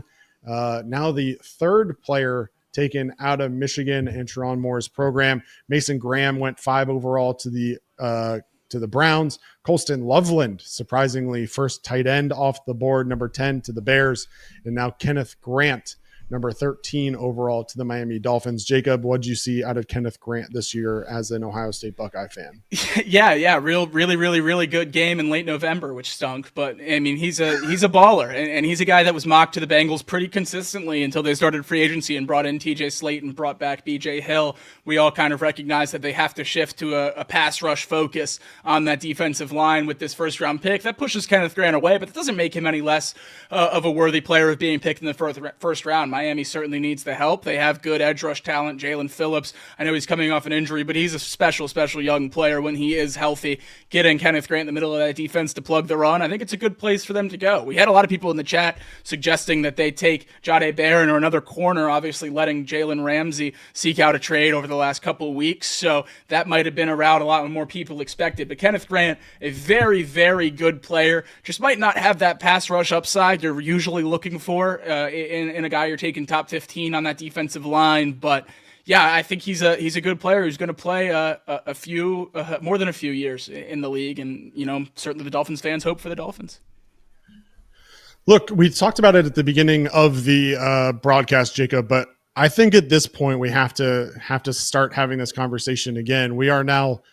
You mentioned the Colts have selected Tylere Warren, not to spoil anything, but there's 2 picks still before the Bengals.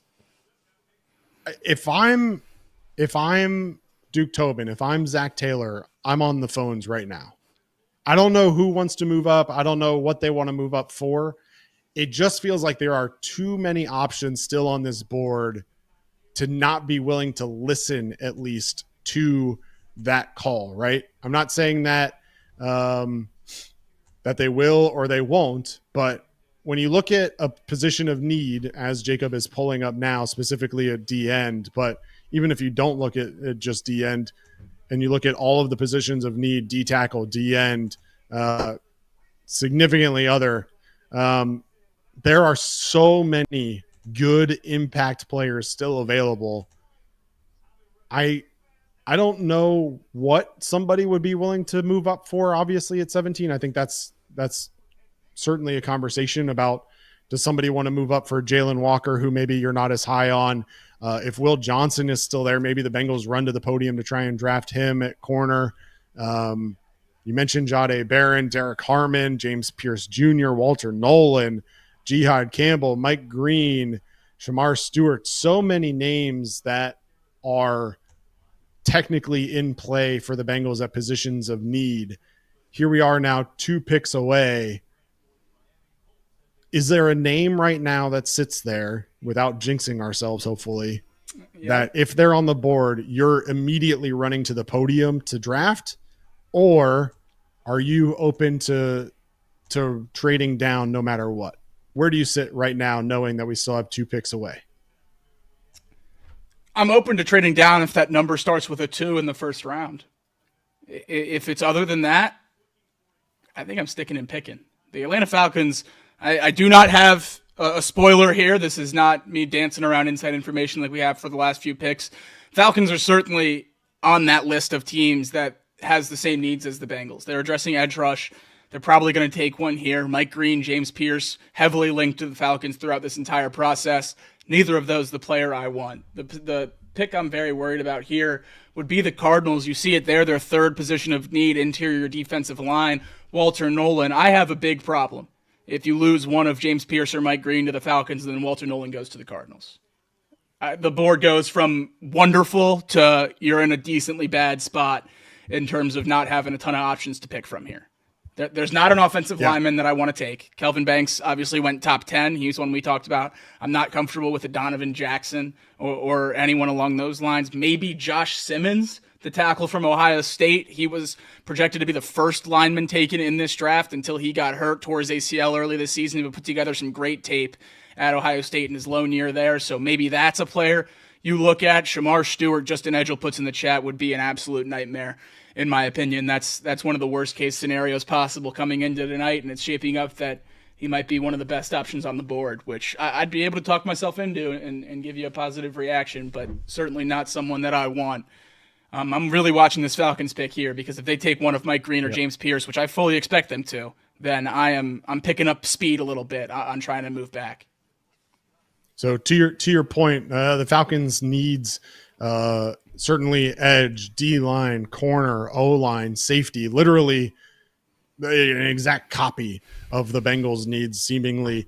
Mock drafts have Jalen Walker, Shemar Stewart, Derek Harmon, Mike Green, Jihad Campbell, all in play here based on these mock drafts. So a lot of different ways. You mentioned two names specifically that have been apparently on the Falcons radar for some time. So we keep an eye now on the Falcons as they are officially on the clock. We'll wait their pick. The Bengals just 2 picks away at this point from being on the clock, whether or not they make that pick or not to be determined. With that being said, Jacob, I mean, I again, if I'm sitting there and I see this board shaking out the way it is, I certainly am open to a call. Now, absolutely, what that ends up being, I don't know. Maybe somebody has faith that they want to get back into the draft ahead of this to take a quarterback. Maybe there's something else on the board that they really feel strongly about and need to move up for, but certainly going to be interesting to see what happens over the next few minutes. We're probably than half an hour away from the Bengals pick. Well, certainly less than half an hour away from the Bengals pick being announced. So we'll keep an eye out it. And as soon as we have some insight, we'll let the Falcons on the board right now. Obviously last year shocked the world by selecting Michael Penix Jr. after going out and signing Kirk Cousins, a move that now, after seeing the way Kirk Cousins performed last year, seemingly worked out in their favor. Kirk Cousins no longer with the Falcons. Michael Penix Jr. assumed to be the quarterback of the future in Atlanta. So will they give him more weapons? Will they protect him? Will they focus defense? As we said earlier, we shall see. I'm seeing Scott Sewell asked in the chat, how do you feel about Jalen Walker? It's a name that I don't think has been talked about much with the Bengals. It's a player that most people expected to be long gone by the time we got to this point in the draft. The consensus, at least going just around mock drafts, was that he would go 8 to the Panthers. So certainly a shock that he's still sitting here as we near pick 17. But yeah, he's certainly an interesting player as I try to multitask and find him over here on the left side of my screen. He might be listed under a linebacker, which is why I'm having some trouble. But that is why, I really struggle with him as a prospect. He's like Jihad Campbell in that he played Grandpa both. Earned it for my family. He's like Jihad Campbell in that he played both that off-ball linebacker position and edge rusher. He was productive at both spots, but you see that 6'1", 243? That's scary. That's scary size, and not in a good way for an edge rusher in the NFL, especially coming to the AFC North. We know the brand of football that we play up here, the physicality. So I'm not all the way in on Jalen Walker. I think he has tools to be excited about, do not get me wrong. And he's one of the guys that would certainly be easier to talk myself into than some of the other guys I don't like, but not my favorite player for the Bengals at pick 17. Yeah, and you mentioned it, but Daniel Jeremiah reported earlier as part of his mock draft that certainly this year seems to be the year that Atlanta addresses the pass rush in year one or in round one. A lot of chatter around James Pierce Jr. out of Marshall. I saw you mention it in the comment that the Bengals almost never go with non-Power 5 early on in the draft. But if he's there, that's a name that I know that you have some interest in. I'd be despite thrilled. the off-the-field concerns. Yeah, I'm more saying that in a predictive sense. I would be absolutely thrilled if the Bengals pulled the trigger on Mike Green. I think he's a productive pass rusher that I have a lot of faith in translating to the NFL. But I'm scrolling back now just to double check, and you have to get I mean, clear back, I'm in 2015, 2014, 2013. You have Margus Hunt in 2013 out of SMU. That's the last time the Bengals used a first or second round pick on a player not in the Power 5. It's very, very hard for me to believe, as we just talked about with Zach Taylor worrying about his job and everything along those lines, at least in terms of needing production right now. I don't think they're going to break away from that mold if there's another player that they see close, especially because Mike Green's not a perfect prospect. I think if you are going to break away from something like that, it might take a perfect prospect. And maybe that is Mike Green without the off-the-field concerns, but they're there, and they exist. And I just don't think for a prospect with the question marks that Mike Green does have, I just don't see the Bengals taking him, though I would really like it. Yeah. And obviously, if you want to go even farther back and talk about strictly first-round draft picks, the last time the Cincinnati Bengals selected a player not out of the Power 5, hold on, I'm still scrolling.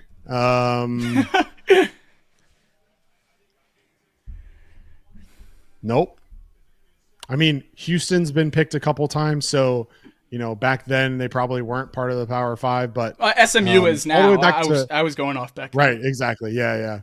1974 Montana State Bill Kolar, the last Legend. time a non-current Power 5 school selected first overall. William Jackson III in 2016 was out of Houston. Definitely not a trend that the Bengals typically follow, as we still await the overall selection from Atlanta. I'm starting to see some names, but again, not from anybody that I trust. So before I announce that pick, I want to wait and see if we can get that confirmed. But again, this pick here with the Falcons, and then as you mentioned, where are we at? 145 votes, 64% yes. We dodged a bullet, folks. Jalen Walker is an Atlanta Falcon. There it rolls on the screen right there. That's good. That is as good as it can be at 15 for the Atlanta Falcons. As good as it can be.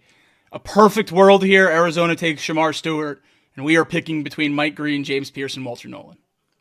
Nightmares, Arizona takes Walter Nolan. I really firmly believe that the Cincinnati Bengals are sprinting a Walter Nolan card to the board. Sprinting. What is it about Walter Nolan that you like? The fact that he's comparable to these edge rushers in terms of pass rush win rate and everything along those lines, and he lines up in the middle. I talked about it on Off the Bench this morning. We posted the clip on TikTok and Twitter, but who are the teams that have been able to knock the Bengals off when we've been at our peak? We lost to the Rams in the Super Bowl. How did that game end? We all remember. Aaron Donald up the middle. Chris Jones when we lost to the Chiefs in Kansas City. How'd that game end? Chris Jones up the middle. Having a dominant rusher up the middle of the defense is something that's so unique. The Eagles just won the Super Bowl.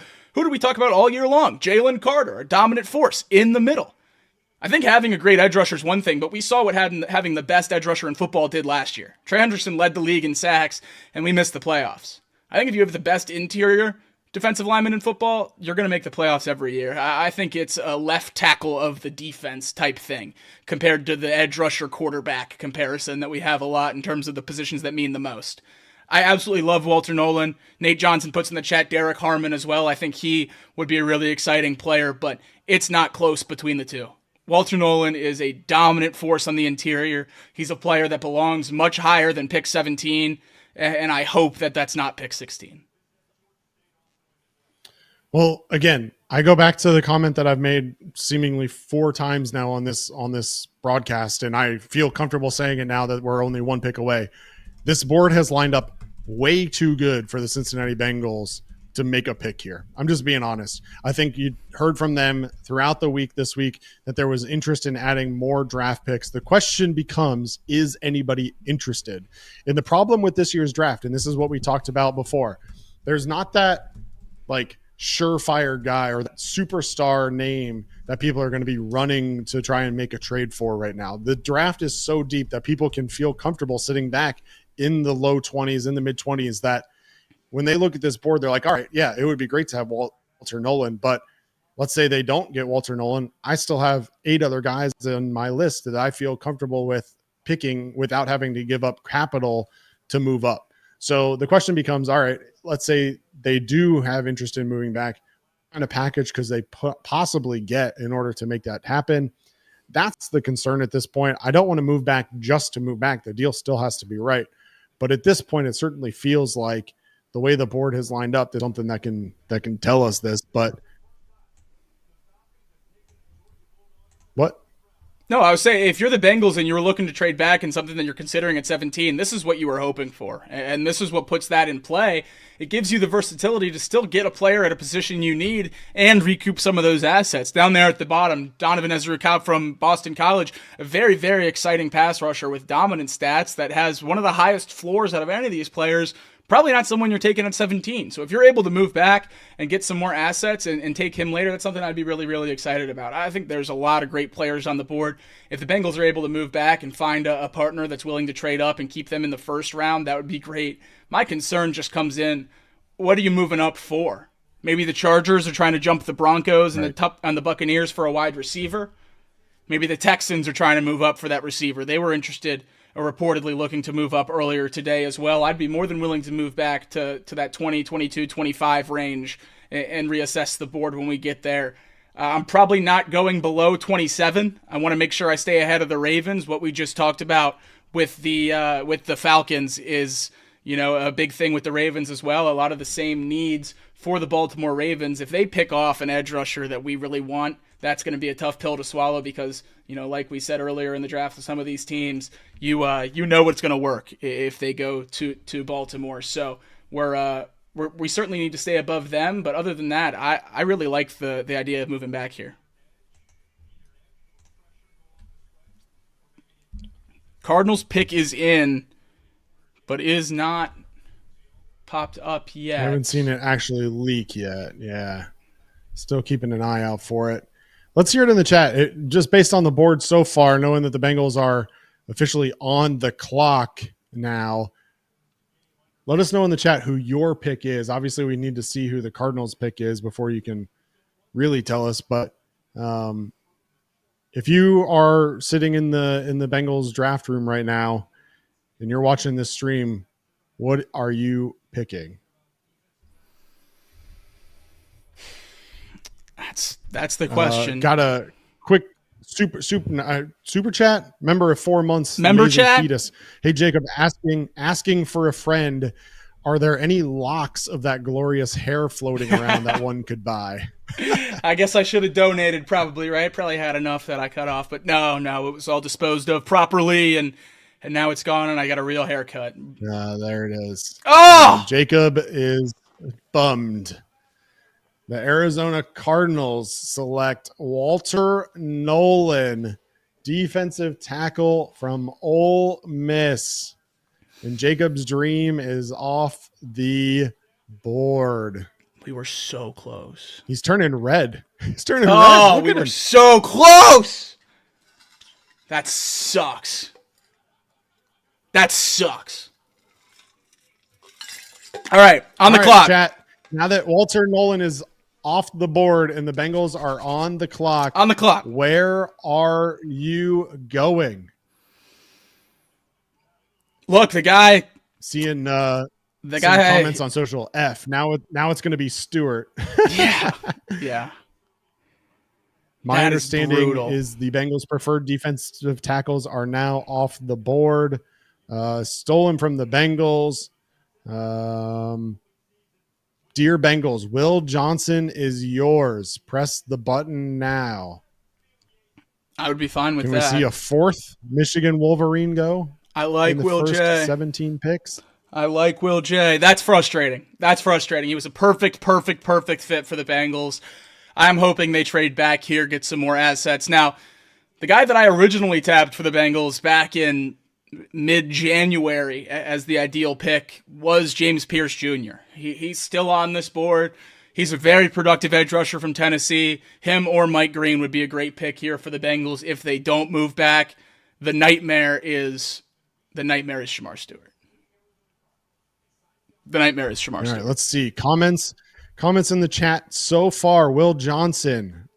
Lane Jordan says, I'm picking a receiver. I'm fairly confident that's not an option. Mike Green, Will Johnson, trade back. I'd trade back for sure. Jihad. Best player available, Harmon, Green, trade back, Mike Green, Jihad Campbell, Jade Barron.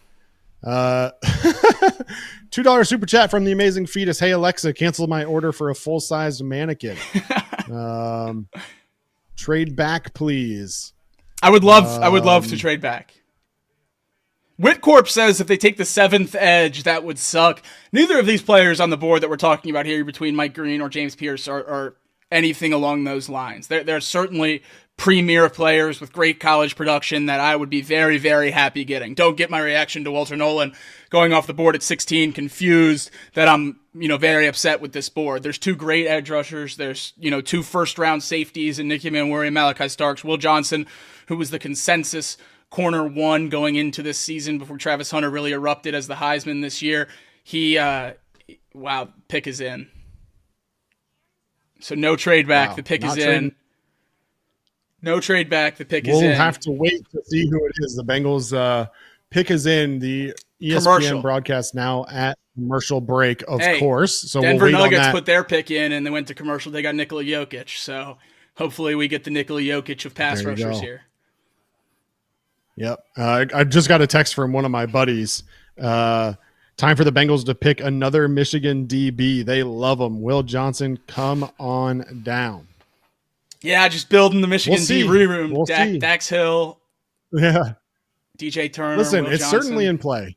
It's certainly in play. We know that that's technically an option. I think concern from you is Shemar Stewart, certainly on the board as an option.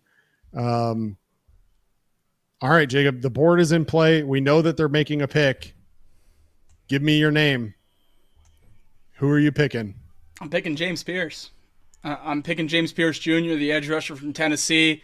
I would absolutely love to take him here. It's a guy that I thought belonged in this conversation, a guy that I think is a really, really good player, and I would take him without a second thought here. I think he is a really, really good player. He ran a 4.50 40 at the combine, a dominant prospect, a 4.47 official time at the combine, a 10.3 broad jump, just a freak athlete, and was doing all of that in a short sleeve hoodie because he had some problems with his draft attire. So even more reason to believe in him. Right. I absolutely love James Pierce Jr. I think he's a special player who put together something you don't see very often, which is 3 years of sustained production as an edge rusher in the SEC. So I'm would be very happy Jacob, with that pick. The pick is in. With the 17th overall pick in the 2025 NFL Draft, the Cincinnati Bengals have selected Shemar Stewart, edge, Texas A&M. All right, there it is, folks. Shemar Stewart is your first-round pick for the Cincinnati Bengals.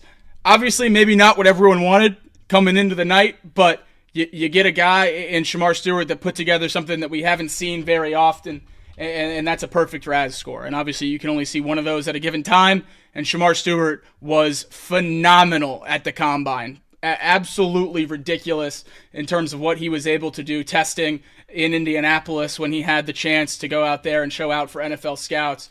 He was unbelievable. You see some of these numbers here as I'm getting it pulled up. Shemar Stewart, 6'5", 267 with a 4.59 40, a 1.58 10-yard split. I mean, those bright green numbers all over the board is I mean, that's as good as you can ask for athletic testing. He's a special player in terms of the prospect he is and what he provides off the edge, or what he could provide off the edge. This is something where you're predictive, right? You're hoping that Shemar Stewart can match those numbers more closely than he did at Texas A&M. He struggled at Texas A&M to convert that athleticism into production, right?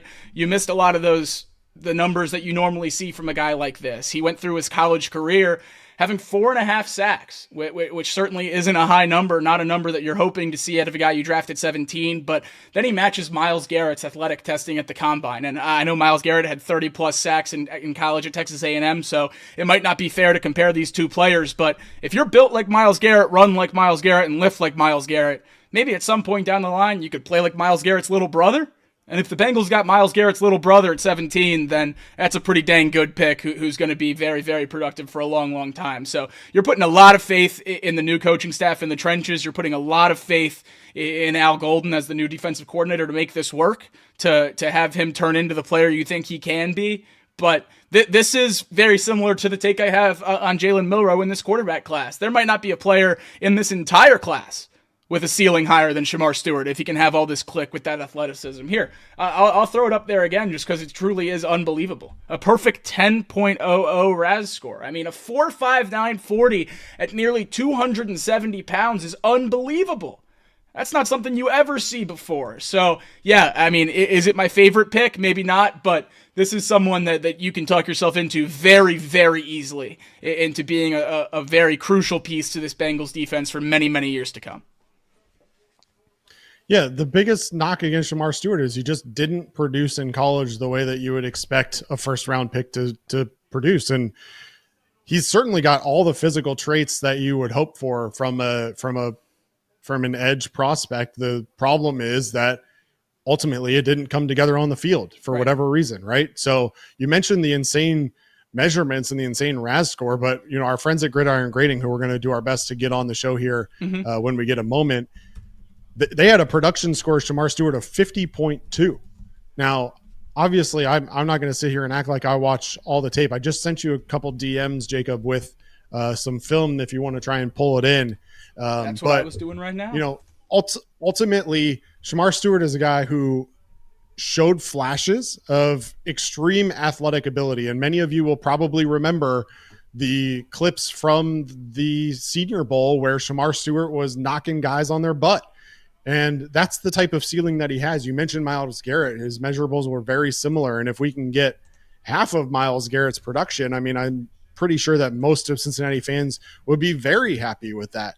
But at the end of the day, this is a very Bengals pick in my eyes. Mm-hmm. They oftentimes go with these guys who are extremely impressive from a measurement perspective and from an athleticism perspective, but maybe didn't put it together on the field.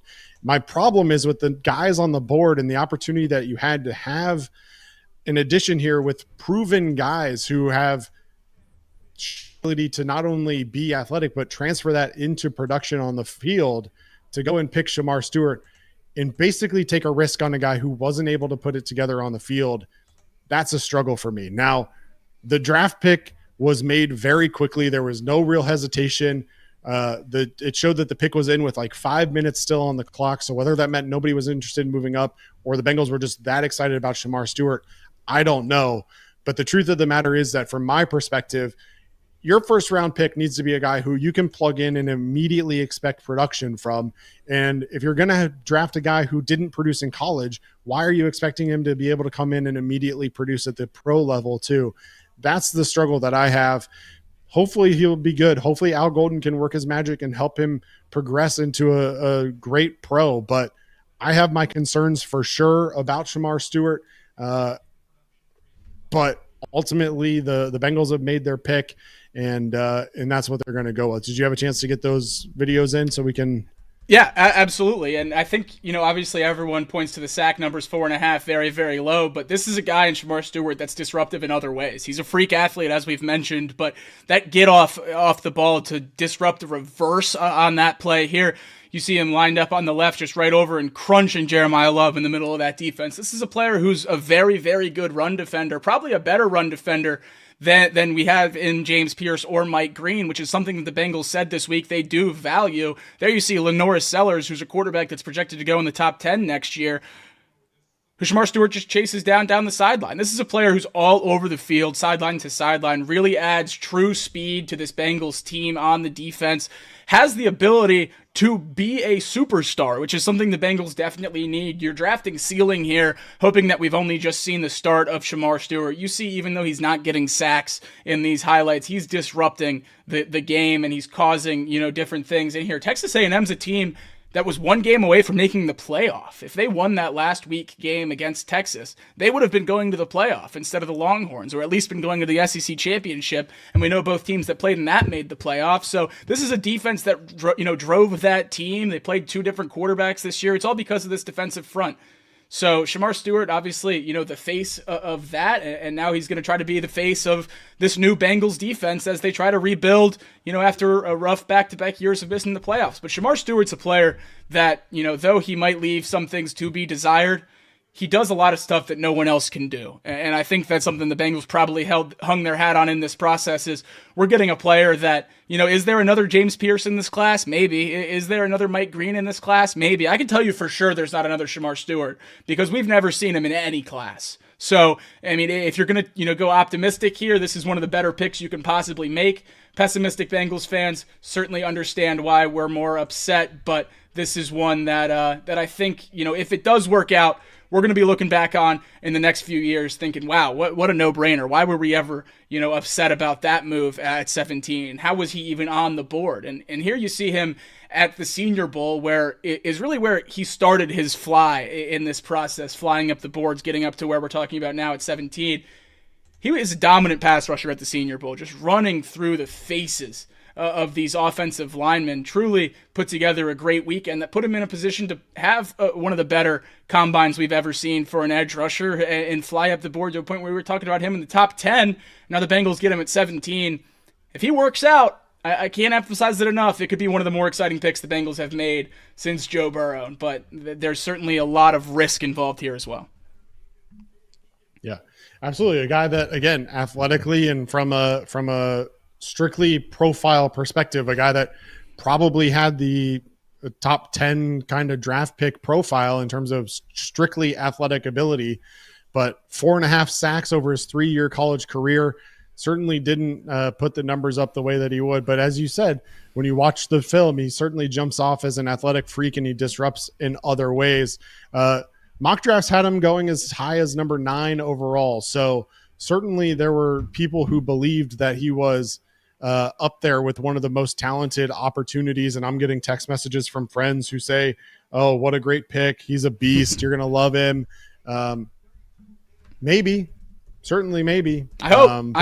I'm reading through the chat and there's a lot of people who are sharing our concern, Jacob, as Gray Zabel goes off the clock or off the board at number 18 to the Seattle Seahawks, the offensive tackle from North Dakota State. But look, there's rightfully so concerns and there's rightfully so people that are excited. Only got 4.5 sacks. Jesus. Myles Garrett comps. I'm term that I'm not going to repeat on here, even though I think we all saw it or know. Look, the truth of the matter is that every draft pick is super polarizing, and this is going to be one of the more polarizing picks that the Bengals could make. So you go out and you get a guy who's 6'6", 290 pounds, an athletic freak, a 10.0 on the RAS score for sure. But from a production standpoint, just not up to the level that you would expect. At the end of the day, look, Al Golden, we have a new defensive coordinator in the building now, an opportunity for him to put his stamp on this defense. And as we mentioned at the beginning of the year, or at the beginning of this broadcast, ultimately they need a guy who can come in and immediately make an impact. This team cannot afford to start slowly again like they have the last couple of years and go 1-3 or 2-2 in the first 4 games of the season. They need a hot start. Zach Taylor has talked about the changes that they're going to make to their offseason program in order to be able to do that. We talked about Jihad Campbell, a guy who was available on the board but is going to miss the first several games. Shemar Stewart, a guy that athletically is going to come in and be able to compete with the best of them. But from a production standpoint, you're going to have to see what you can get.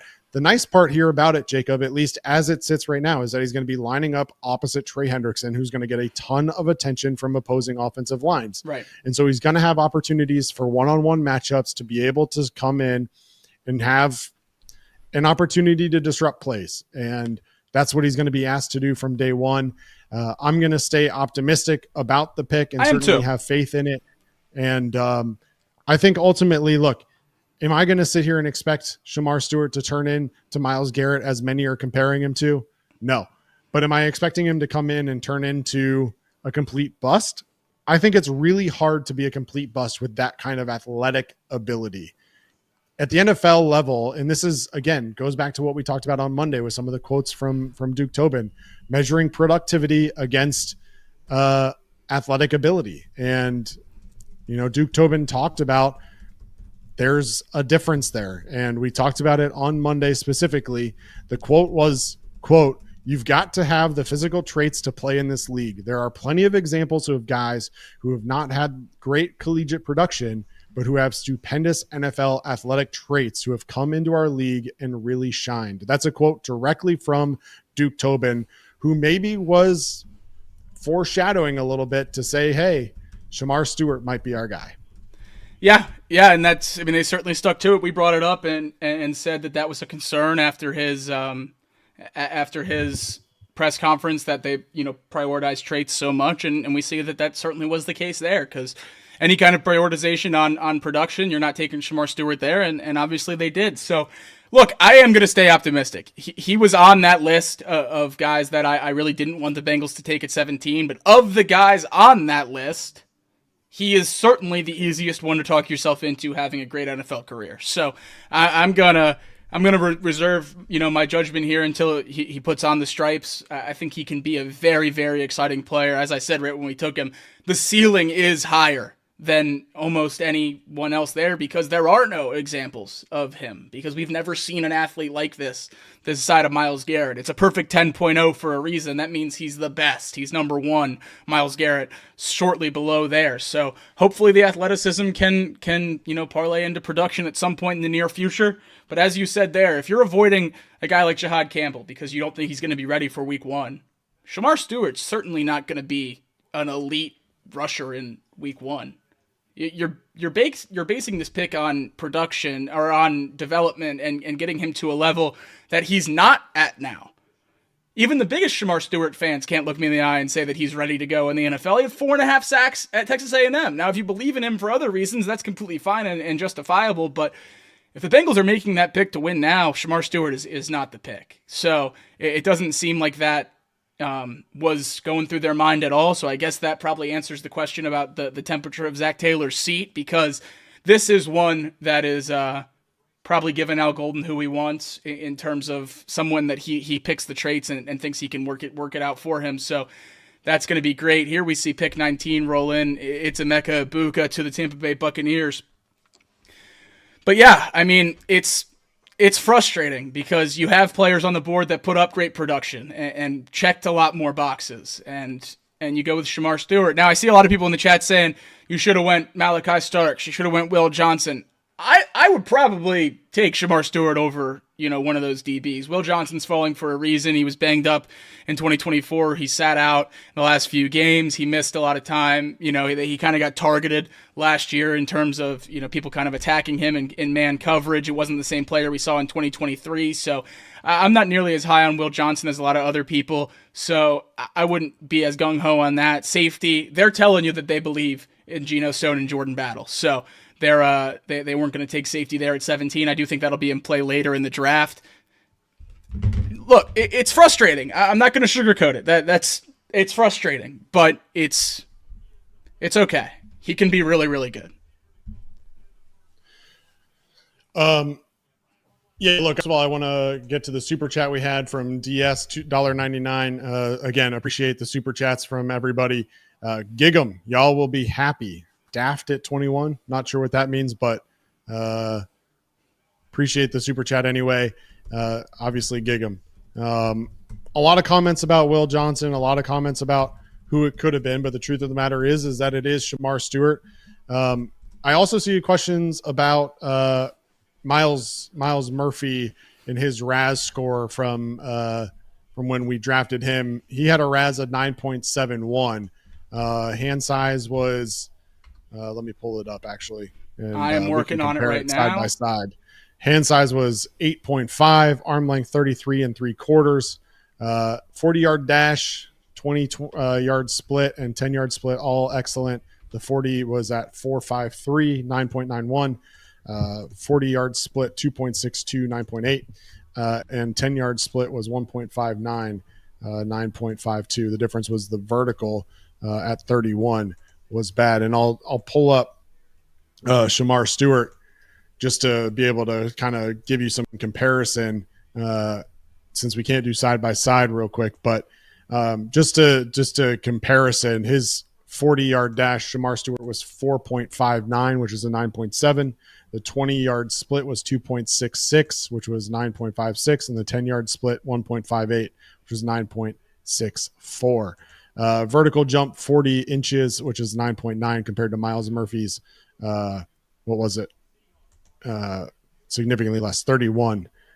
So certainly understand the comparison there and the concern, but I think we have to kind of have some hope here that Al Golden can develop players. And that's really one of the reasons why this Bengals team made the decision that they needed to make a change at defensive coordinator. There wasn't the feel that young players had progressed the way that Zach Taylor and this front office really felt like the young players needed to progress. Part of that was that the Bengals were relying too much on veterans and giving them too much rope before they made a change. Part of it was that they just didn't feel like they were making the progress that was necessary. So they made the change. They fired Lou Anarumo this offseason, and they go out and they hire Al Golden, a guy who comes from the college ranks, which is, at least in my opinion, it's all about development at that level.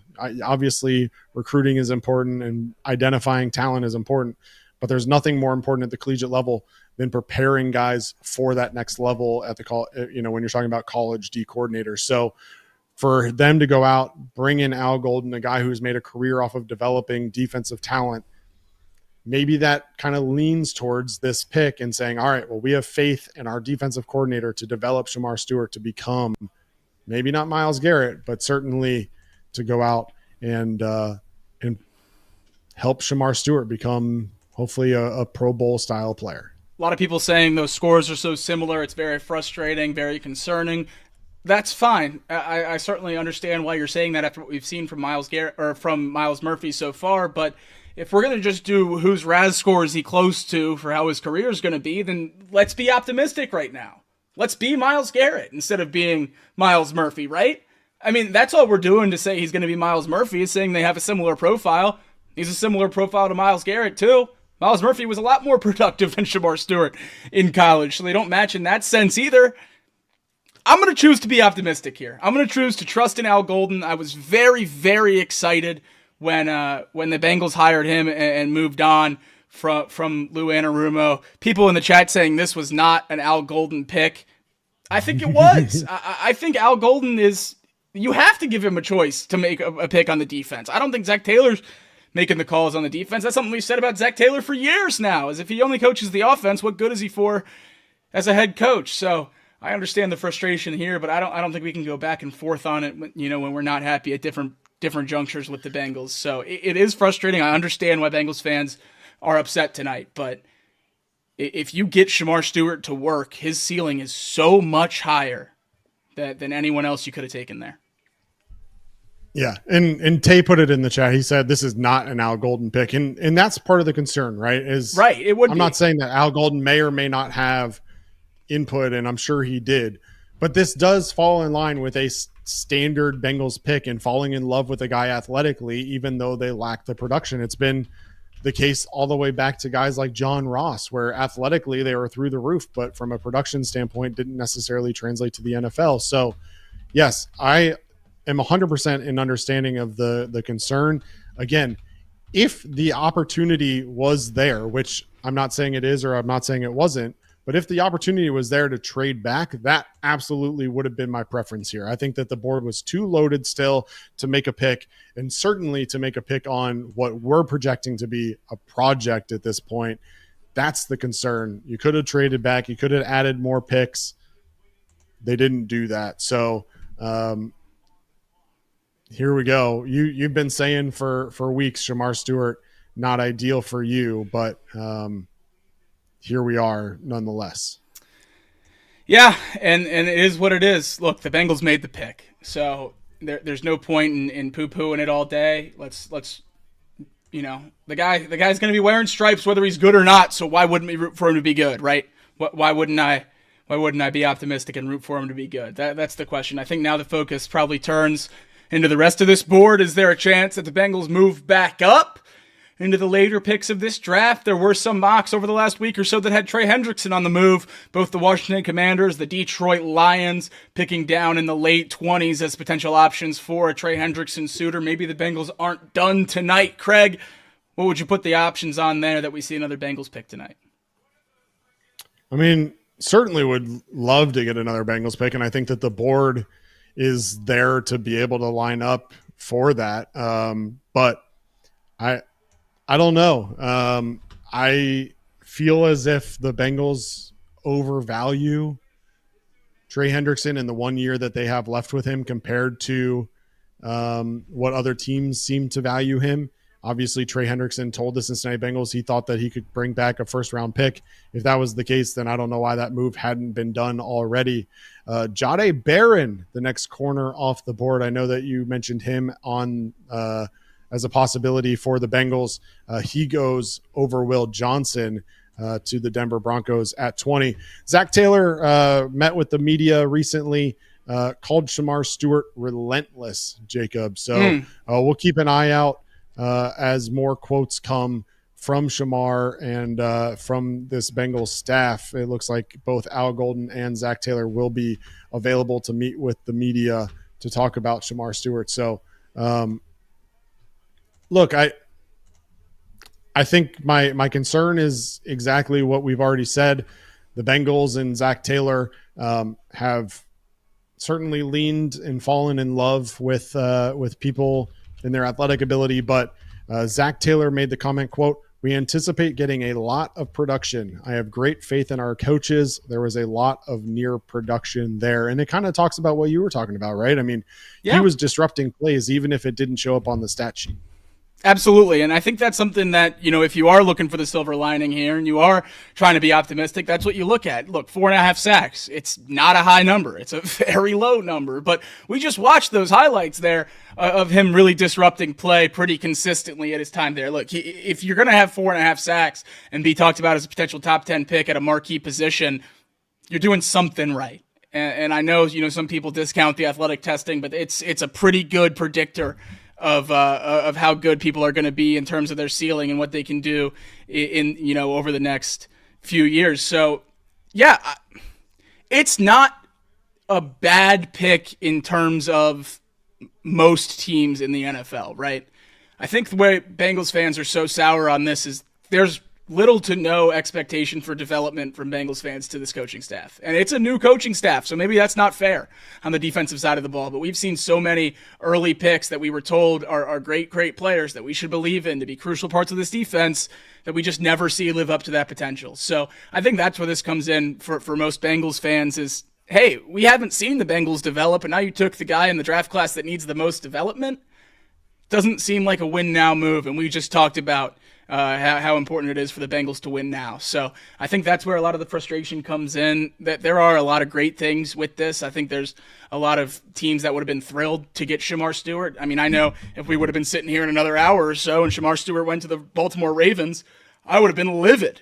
I would have been so upset because it would have been a sure thing almost that he worked out and was a great edge rusher for them because they know how to develop and they know how to make these traits work. So if you have faith in Al Golden as a hire at defensive coordinator and you have faith in, a lot of the other new pieces of this Bengals staff, then I think you should have faith in this pick because you're betting on the coaching staff by making this pick. So yeah, that's the choice you made. Yeah. Meanwhile, a pick of interest for many, I'm sure, recently some draft lines have been changing, and Shedeur Sanders over under 21.5. The Pittsburgh Steelers pick is in, Jacob, and with the 21st pick in the 2025 NFL draft, the Pittsburgh Steelers select Derek Harmon, defensive tackle from Oregon. They skip on Shedeur Sanders, at least at this point. Doesn't mean that they don't come back for him later or draft him later in the draft. But at this point, at number 21, the pick Derek Harmon. Your response to that? It's a good pick. Derek Harmon's one a lot of Bengals fans wanted the Bengals to take at 17. He's an interior rusher that really only had 1 year of production at Oregon, but he's a very, very good player, a consistent player, and someone that is probably going to be in the middle of that Steelers defense for a long time. I think there were some wonders about whether or not his pass rush would translate to the NFL. He's going to be able to sit behind Cam Hayward for a year or two in the middle of that defense. So there might not be a better mentor in the entire sport. So it's certainly, if not the best landing spot for Derek Harmon, one of the best, and a great, great pick by the Pittsburgh Steelers, who rarely seem to mess these types of things up. Yep. Don't want to spend too much time on that. Obviously, still want to talk about the Bengals and their selection of Shemar Stewart, edge out of Texas A&M. More from the press conference with Zach and Al Golden. They view Shemar Stewart opposite Trey Hendrickson, more in the mold of Sam Hubbard in his prime, more than just a pure pass rusher, a physical edge setter who can win and get pressure on quarterbacks. You're not compromising anything with this pick, quote unquote. Look, I think at the end of the day, if Trey Hendrickson is on this team, you have an opportunity for Shemar Stewart to spend a year without being the focus of offensive lines. Mm-hmm. But if there is a move, which again is still on the table, and Trey Hendrickson is not on this team, you kind of need that focus to be taken away from him in order to kind of have that opportunity. I think it just doesn't feel like if the Bengals move from Trey Hendrickson that they're left with a whole lot there on the defensive line. So, excited to see how that goes. It's all positive for us, quote unquote. There's no negative here. We're excited about his talent. There's a lot of production he's made, said Al Golden. And then also said from Al Golden again, is he executing the defense we want him to? He doesn't need to do anything more than that. This is an ascending player right now, said Al Golden. So a lot of interesting quotes. And this one stands out to me too. Quote, we can teach him to gather at the top and finish. He's a strong edge setter, has elite physical traits, and gives you a chess piece. Does that mean that they view him as a potential stand-up edge, maybe move him around a little bit? I think that is the exciting thing about drafting an edge rusher that's 6'6", 290 with a lot of bad habits. Is it gives you that versatility. Maybe you can move him around. Maybe he can slide inside. I think he certainly gives you some more of that than any of the other guys we're talking about there. Mike Green, one of the lighter edge rushers in this class. James Pierce certainly has been tasked with adding some weight for a lot of people that think he couldn't be a productive edge rusher at his current build. Shemar Stewart's none of that. He's built and ready to go. It's just a matter of can he produce, and I think this gives the Bengals on a defense without a lot of answers the ability to move him around. I think there's packages in there where you have him, Osai, and Trey Hendrickson on the field rushing the passer, and that's a very exciting look with Shemar in the middle. So I think that the versatility here probably pushed him ahead of a lot of these other guys. And again, if they have faith in him at the top, finishing at the top and getting these sacks and being a productive player, then it's the right pick to make. We can argue about whether or not he's going to work all we want, and that's completely fair to have that argument. It's completely warranted. I'm not saying we shouldn't have that discussion. If they're confident in him working, then it's a great pick because he has stuff you can't teach. So I have a hard time blaming them if they think he works. Now, people are putting in the chat now, why does this front office, why does this coaching staff deserve any benefit of the doubt? And that's a fair stance as well. So I guess it's just, would you rather be upset before you see him play, or would you rather give him a chance before he steps out there and maybe he can be one of the more exciting players we've ever seen in stripes? Yeah. Well, the Los Angeles Chargers on the clock now. We kind of brushed over it, but the Pittsburgh Steelers obviously in need of a quarterback. They pass here on Shedeur Sanders, someone that many thought that maybe would be the pick at 21. In fact, the betting line shifted from a much lower pick all the way down to 21.5 on Shedeur Sanders just in the last couple of days. Many thought that the Pittsburgh Steelers would end up going with a quarterback here. Do we think that Shedeur Sanders is maybe not the prospect that many think he is, or do we just think that the Steelers didn't fear a whole lot of other QB choices and maybe they have their eye on somebody else to be able to pick later on? I think Shedeur Sanders, and I know exactly what you're asking there, and I understand the question, but I think Shedeur Sanders is exactly the prospect a lot of people think he is. And that's the difference here. I think there was a very vocal minority in terms of Shedeur Sanders being an elite quarterback in this draft class. I do not think that was ever a general consensus, and we're seeing that play out now. Every single month that got closer and closer to the draft, Shedeur falls from a coin flip at 1 with Tennessee with Cam Ward. Then he was going to the Giants at 3. Before that, he was going to the Browns at 2. Then it was no doubt the Saints at 9. Then earlier this week, it's for sure the Steelers will take him at 21. Now we're sitting at 22 and he's still on the clock. I think when you see that kind of fall all throughout draft season, you're just seeing the more and more people that they talk to, the more and more people share the opinion that maybe he's not so good. And to go 13-12 in 2 years at Colorado to lead the country in sacks, and a lot of people say, well, he was playing behind Colorado's offensive line. Why are we looking at the sacks so much? PFF charted a lot of those sacks as his fault. He had a play that they aired multiple times on the draft countdown where it was 3rd and goal from the 8. He took a sack that made it 4th and goal from the 37. That's just not something that's sustainable for the NFL, and this is the story of Shedeur Sanders at Colorado. I don't think he's a player that was ready to play in the NFL. I think if he was going to go anywhere and have success, it was going to be somewhere like the Las Vegas Raiders, maybe the Pittsburgh Steelers, sitting behind a quarterback on their roster. But in Vegas, he'd sit behind Geno Smith, and some of these other places he'd have a couple years to learn. I think that's the way he would have success. Shedeur Sanders is not ready to start in the NFL, and I think if you're going to pull the trigger on him in the top 20 or so picks, you're drafting a player that should start in the NFL. So I think it's good moves by the NFL teams all the way down the board here in terms of letting him fall. Yep. And I'm going to send you a tweet now if you have a chance to pull it up. But appreciate Paul Dehner putting this out there, senior writer for The Athletic covering the Bengals. Put together a list of players with comparable RAS scores over the last 10 years. These are players that had a RAS of 9.8 or better with a weight of 260 or more. The list is impressive. Trayvon Walker, Myles Garrett, Rashawn Gary, Boye Mafe, Danielle Hunter, Montez Sweat, Jordan Willis, Aiden Hutchison, Jalen Phillips, Yaya Diaby, and Preston Smith. Now, the difference for me, Jacob, that stands out is aside from Jordan Willis, none of those other guys only had 4.5 sacks in their 3 years of production. Yeah.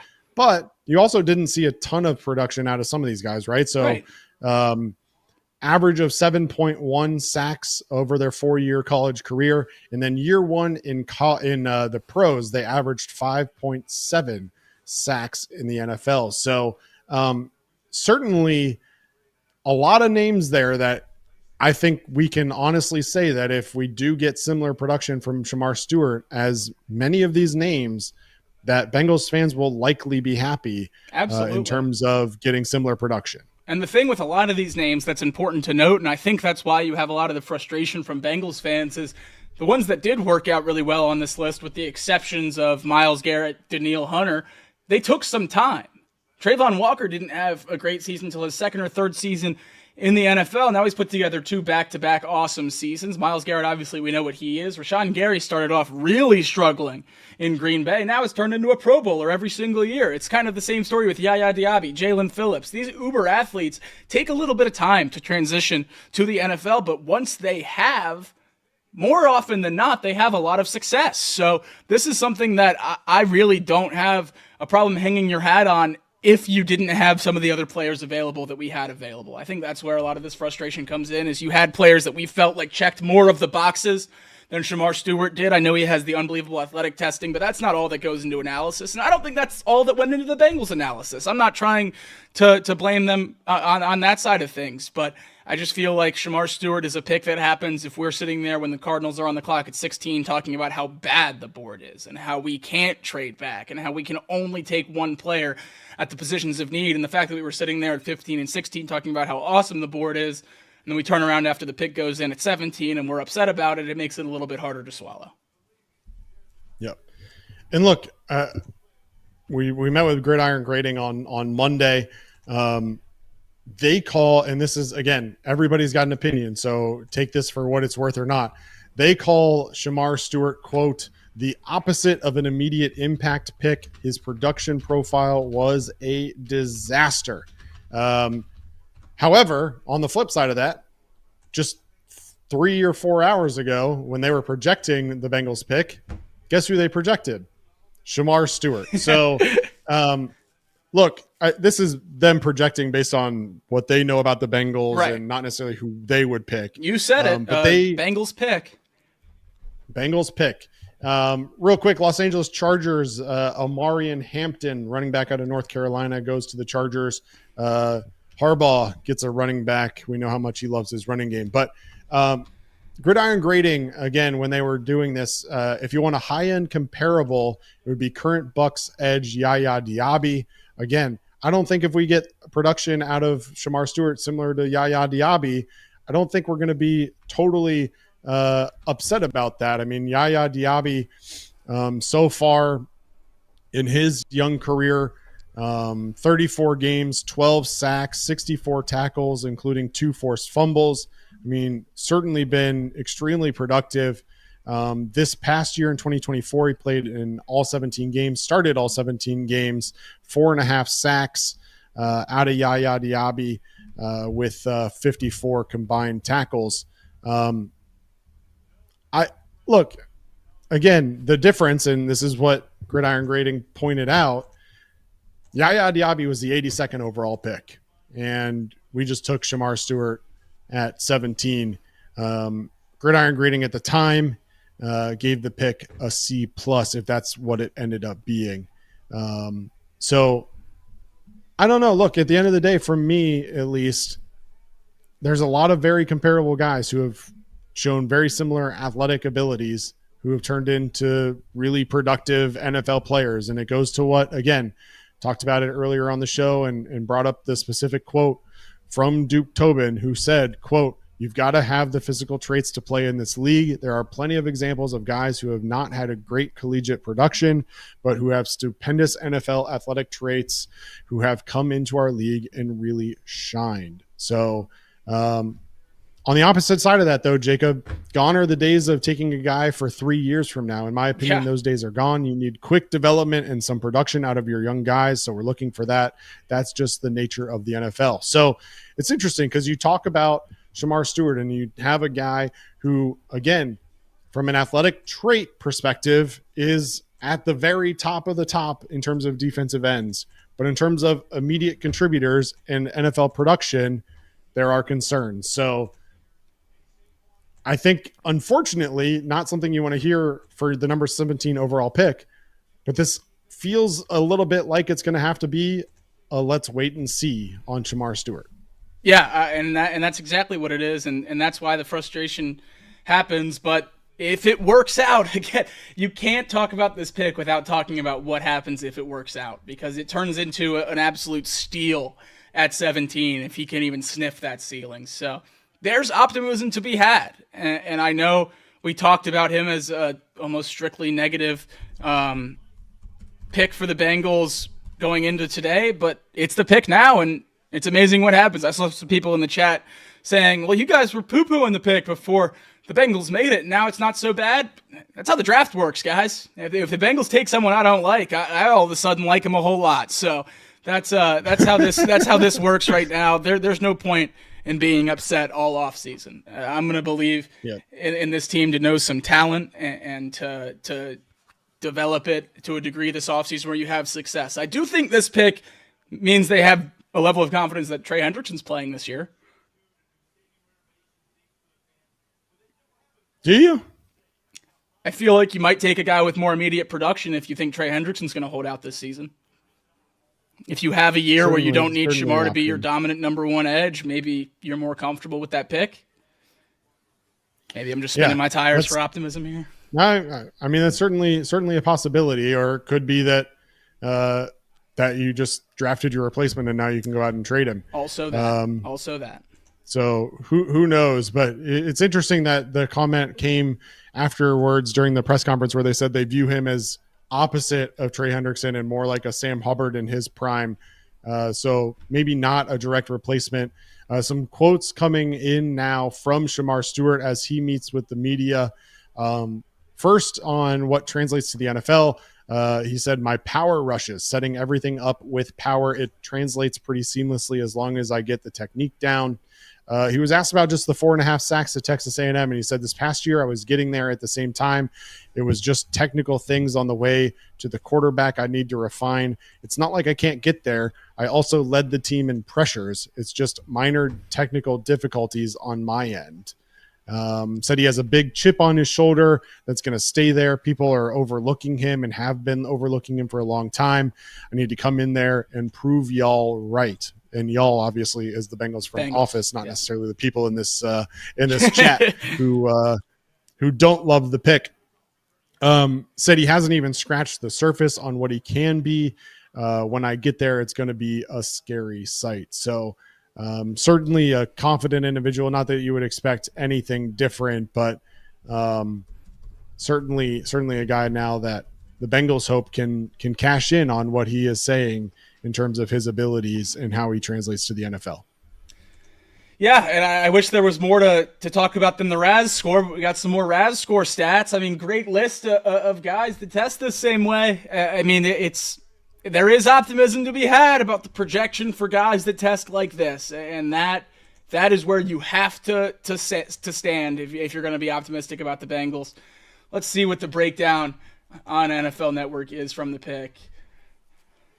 Stewart's desirable traits didn't translate into big production at Texas A&M. He is a freak athlete with tremendous upside. With first-step quickness and great burst off the line, Stewart is an intriguing prospect with the talent to hone his craft in the right environment. It bodes well that he'll play opposite Trey Hendrickson. Absolutely, it certainly gives him a little bit of an easier role to ease into that. Hopefully he is playing next to Trey Hendrickson when we get there in week 1. Well, here's what I'm going to say, Jacob, is that at the end of the day, we talked about the Bengals having multiple holes on this team, both on the offensive and defensive side of the ball, and that ultimately when it came their time to pick at 17, it was strictly best player available. Yeah. And if they had Shemar Stewart as the best player available, then they made the right pick. At the end of the day, at least from my perspective, the Bengals could have absolutely blown this. They could have gone out and they could have picked another offensive weapon, right? Like Golden is still there. Amarian Hampton was still there, and we know running back's a need. There were opportunities to blow this pick, and obviously some people are thinking that they did blow this pick. But at the end of the day, they addressed a position of need, which was pass rush. Mm-hmm. They went off this offseason, and they signed some free agents that are going to address the run defense, but they hadn't really addressed the pass defense a whole lot. They do that now with the first pick of the NFL draft. I'm on board with the idea. Obviously, I want to see Shemar Stewart actually produce, but the number one need on this team was pass rush, and I don't think there's a whole lot of debate about that.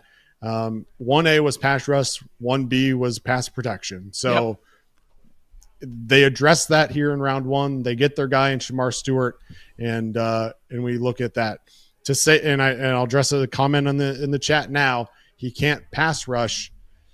I hate to break it to you, but again, he led his team in pressures this past year. We just showed some tape, and maybe we can show it again here in a couple minutes, of him completely disrupting plays, and showed the phenomenal Senior Bowl week that he had, a Senior Bowl week that many Bengals coaches and front office personnel were at and watching regularly. So we've seen him against the best of the best in the SEC. We've seen him against the best of the best at the Senior Bowl. This is a guy who has the ability to disrupt the play and to pass and to rush the passer. So obviously, yes, we are homers. Obviously, yes, our job is to pick apart the selection, and we're doing that, and we have done that. But also, as Bengals fans, we're going to need a lot more. So luckily, there's three days of picks. Right, and that's the big thing, and I think that's where the frustration comes in with we do only have 6 picks, so to gamble one of them on such a risk is frustrating for a team that's trying to win now. But I mean, these highlights, you're not seeing sacks, which I know is what you usually see in edge rusher highlights, especially first round picks, but This is 2 minutes from this last season of complete disruption. This team that he's against played for a national championship. Missouri was like top 15 for the majority of the season. This is elite competition. Lenore Sellers is a top 5 quarterback in next year's class. He chases him down the sideline. This is a guy who puts together really, really good sackless film. And if the sacks Look at the pursuit on that play. Right. He doesn't stop. He keeps rushing. He keeps fighting through contact. He's right there at the quarterback, one step slow. I mean, this is a guy that can make a difference. And it's not who we wanted. It's not the dream pick, but it can turn into something that's as good as we've ever seen in the first round here. So if you're drafting upside, if you're picking, someone to hopefully be a superstar on your defense, maybe Shemar Stewart is the pick. Maybe everyone else that was there at pick 17, the Bengals put in the camp where we've put most of this draft class as fine. Kind of in that middle of the pack. They'll start, but they're fine. Maybe they think Shemar Stewart's ceiling is so far above everyone else that it was the only pick that made logical sense to them. And that's something that is justifiable to me. I can understand where they're coming from with that. And that's the biggest thing with, all of this stuff on draft season is I want to understand where the team's coming from. And you can understand the Shemar Stewart pick. You can understand why they have optimism in this player. So we'll see what happens. Yeah. Meanwhile, the Green Bay Packers pick is in. Look, the Packers have tried relentlessly over the last several years to address the wide receiver room. They do it again this year with Matthew Golden. You're very high on Golden, and I'm sure Jordan Love loves to see first-round wide receiver off the board for the Green Bay Packers, something that they never did for Aaron Rodgers. So interesting pick there for the Packers as Matthew Golden makes his way to the stage now.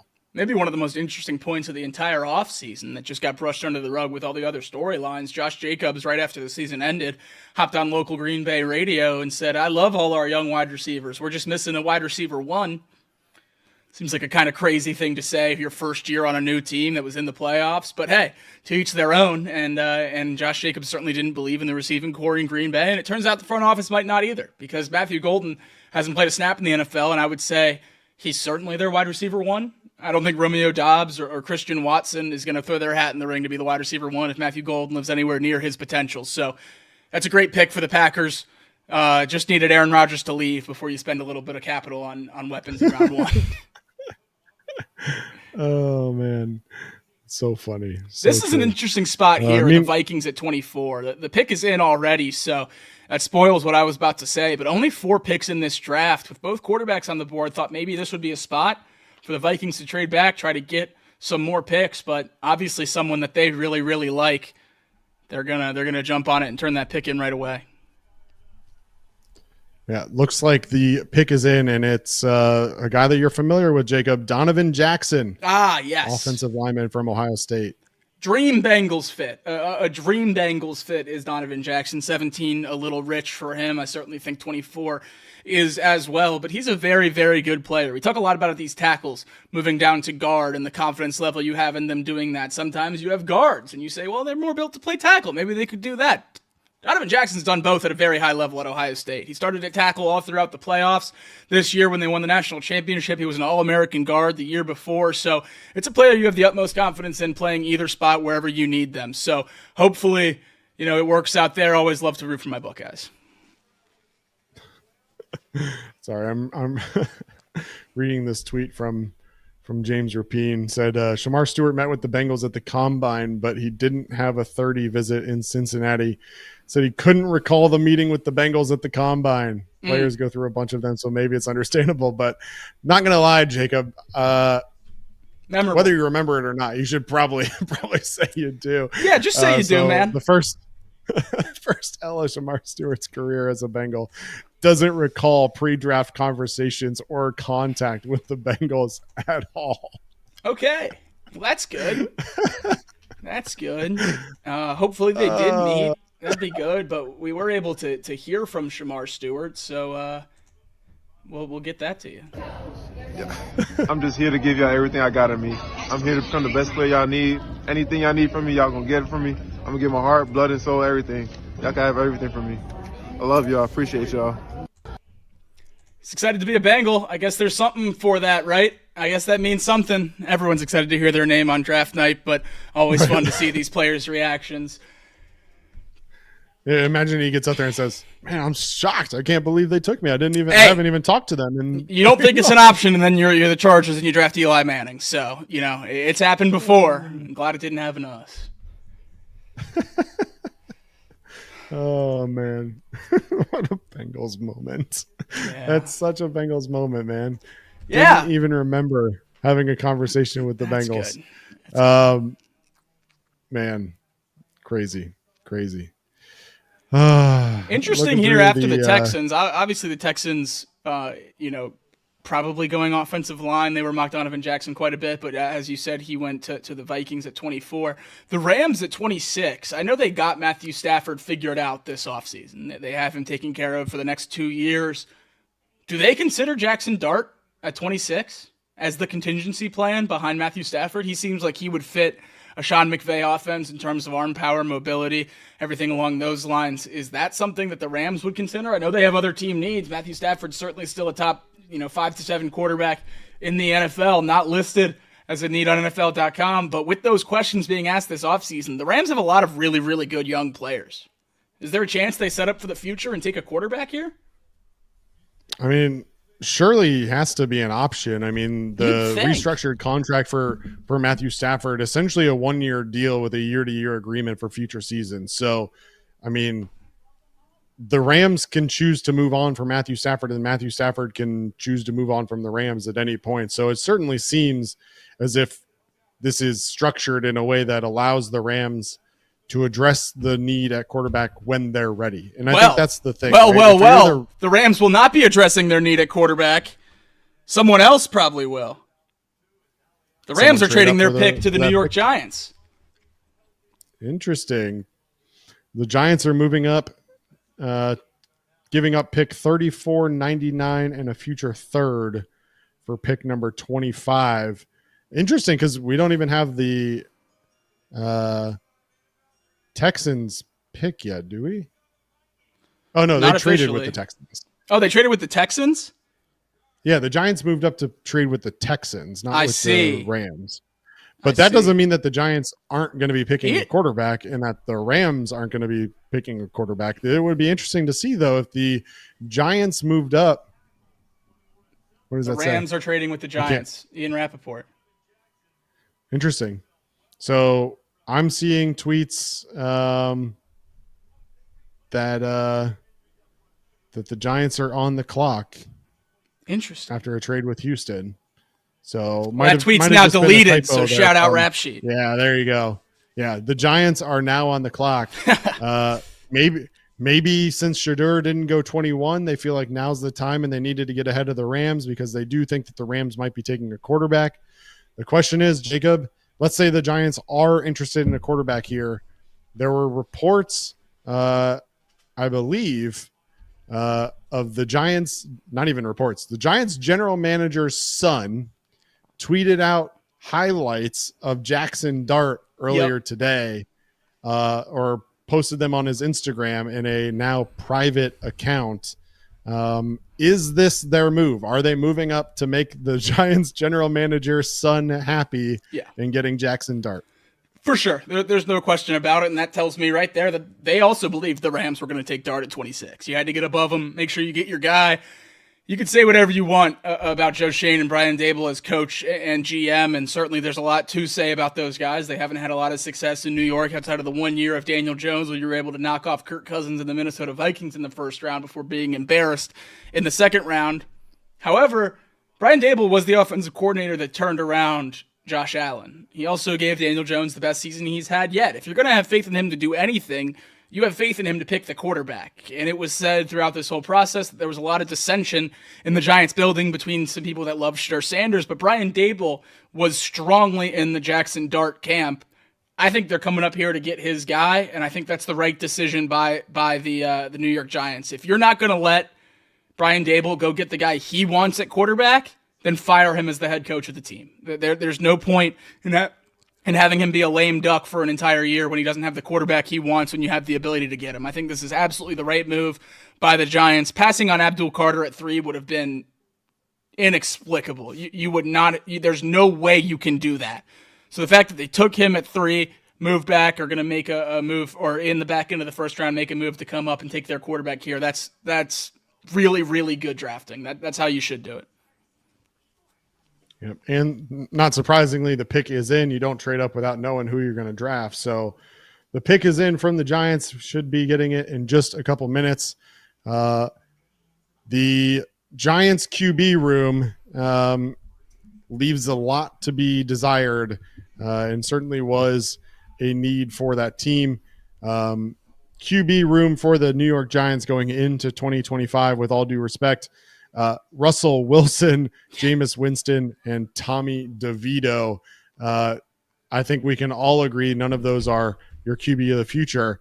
If you're the New York Giants, and let's say Jackson Dart is in fact the pick here, is he, and I'm seeing reports now, Jordan Schultz from Fox Sports reporting that indeed it is Jackson Dart to the Giants.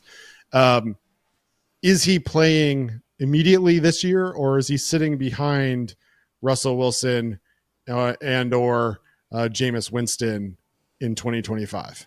He will play this year. He won't start week 1. I think it would be a massive mistake to start him week 1. And I think if you thought he could start week 1, you take him at 3rd overall. So I think they're telling you that right now as well, is that he needs some time. He needs some progression. And I really, really like that in terms of the plan here. You sit him behind Russ. You sit him behind Jameis, whichever one you choose to play. Now, it will probably get very loud in New York if Russ or Jameis aren't very good to start and you have Jackson Dart sitting on the bench. I understand that. And that's a very, very tough position for Brian Daboll, Joe Shane, and the rest of that team to be in. But, you know, I really do like that move. I think Dart is significantly better than Shedeur Sanders in terms of what you're betting on, in terms of the transition from college to the NFL. I know there's questions about the Lane Kiffin offense at Ole Miss, but I think he showed you enough that he has more of the ability to work around imperfections in the NFL game than Shedeur Sanders does. So I think there's no question that he's the second quarterback here, and I'm very glad the Giants went about it this way. I think that's the right way to handle it. I think whoever took Shedeur or Jackson Dart should have had a plan to have someone else start early this season. You're gambling on a guy. You have that 5th-year option now, taking him in the first round, so you're in no rush. Maybe Brian Daboll's in a rush because he's going to get fired, but no one else in that facility should be in a rush. You have a guy who has some tools that are exciting to bet on at quarterback, and certainly more exciting than Daniel Jones, and you took Daniel Jones a lot higher than this. So this is the best spot the Giants have been in a long time. The Giants having themselves a first round. They get consensus best player in the draft in Abdul Carter. They now trade up and get their quarterback of the future. Jackson Dart is now the pick for the Giants and Brian Daboll. That puts the Rams on the clock. And again, the conversation turns to how confident are they in Matthew Stafford? And breaking news, they won't be picking. The Atlanta Falcons moving back up into the first round, trading with the Los Angeles Rams. The Rams trading out of the first round and continuing their trend of not valuing picks at all. They trade away their number 1 pick to the Atlanta Falcons. Who are the Falcons coming up here to get, Jacob? They're doing what we wish the Bengals were doing, doubling down on rushers. We knew at 15 they were looking for an edge rusher. They took Jalen Walker, the player from Georgia. Mike Green, James Pierce still on the board now, about 11 picks later. Maybe they're coming up to double dip. Certainly a good decision in my mind. I think both those players are superstars. So I think it's a great move and one I wish the Bengals would make. Yep, it'll be interesting to see. The Bengals, of course, still have the opportunity. We talk about Trey Hendrickson, but the Bengals seem interested in adding draft picks, not losing draft picks. Right. So hard to imagine them trading up. It would have had draft. to be Obviously, it would have had to be. Doesn't mean that it's not possible. One of the teams that was rumored as an option for that was the Detroit Lions, team that'll be on the clock here soon at pick number 28. They were potentially interested in adding Trey Hendrickson opposite of Aiden Hutchinson. So certainly still on the board as an option, but as the picks dwindle here in the first round of the NFL draft, definitely seeming less and less likely that happens. The Falcons pick is in. We'll await official announcement on that, and then the Baltimore Ravens will be on the clock.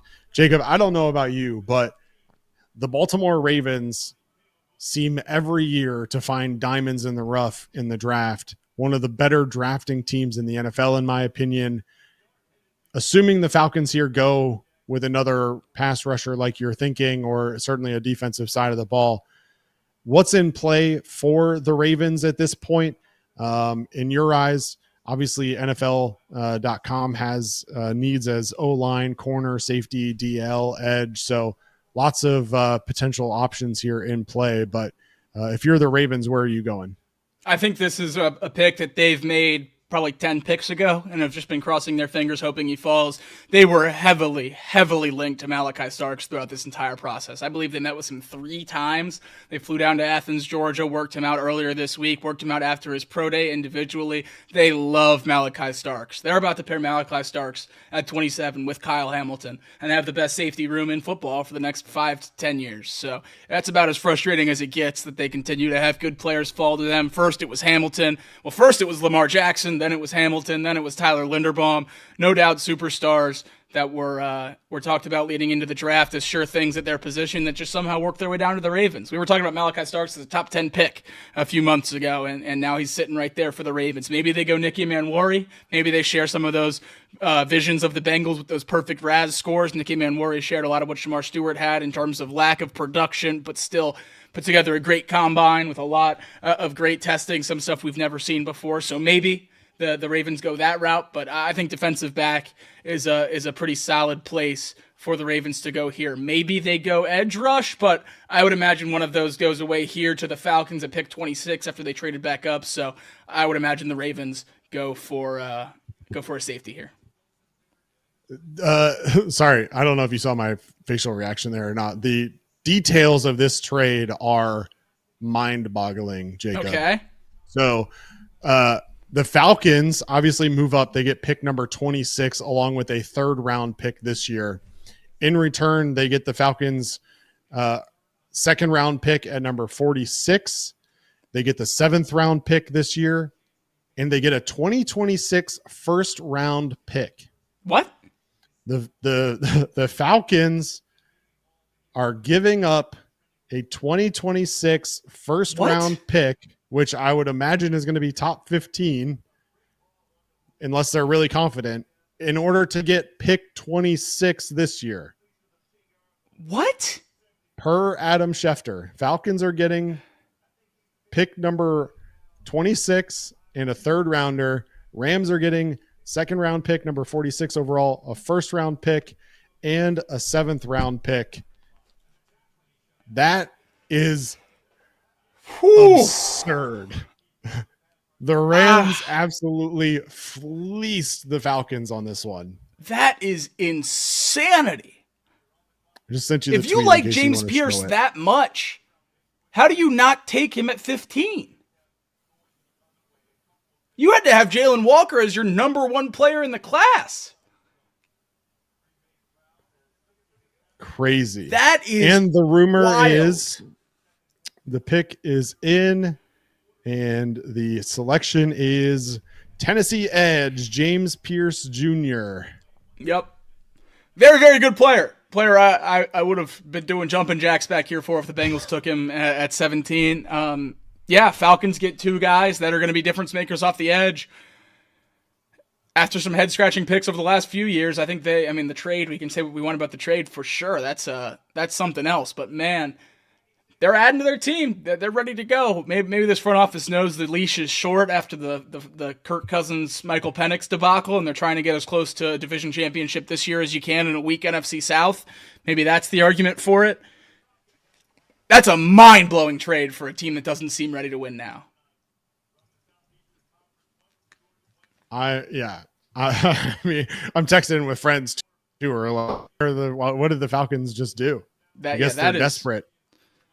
If I would have told you before the show tonight, Craig, that the Falcons were going to make a more head-scratching move than Michael Penix at 8 tonight, what would you have said to that assertion? I mean, I mean, the only option would have been to draft yet another quarterback, or trade a first round pick for pick 26. To trade a 2026 first round pick in order to move back into the first round. I mean, that is head scratching to say the least. Yeah, that's and here crazy. we are, like you said, Ravens now on the clock.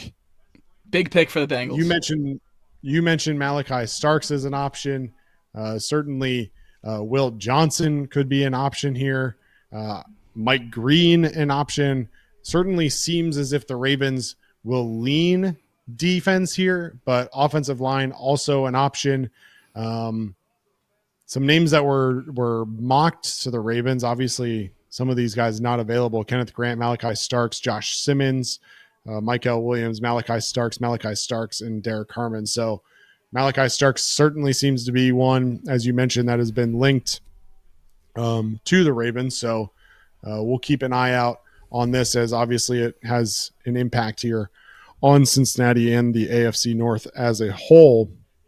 But just again, I DM'd it to you if you want to put up the trade between the Falcons and the Rams.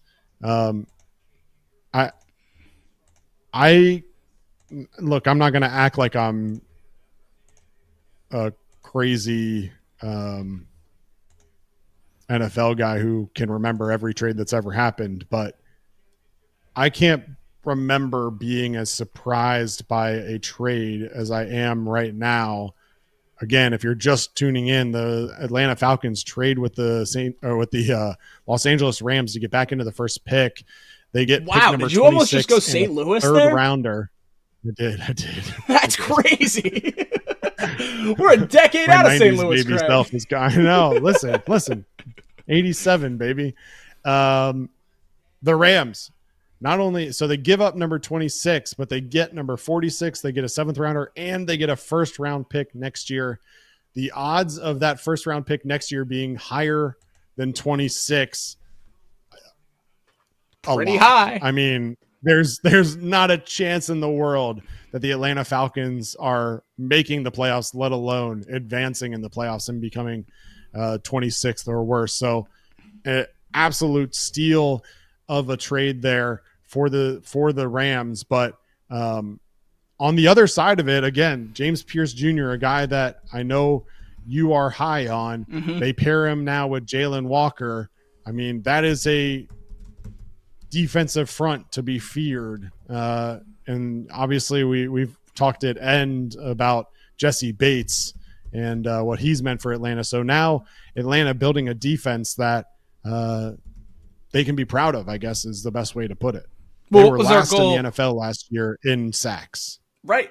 Yeah. What was our goal for the Bengals this year? We talked about it on Chatterbox Bengals right at the end of the season. We said in the offseason, we hope the Bengals can turn some of their weaknesses into strengths going into week 1 next year. That's what you do when you miss the playoffs and you try to become a contender. Falcons obviously had a year last year that fell below their expectations, and now we're going to leave the draft and sit here on Thursday night and talk about, is edge rusher a strength for the Atlanta Falcons?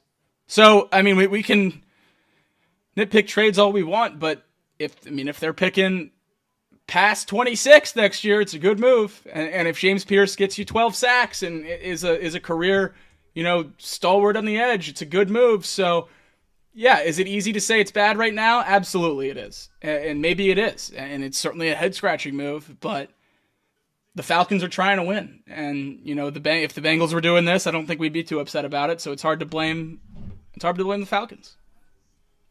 Yep.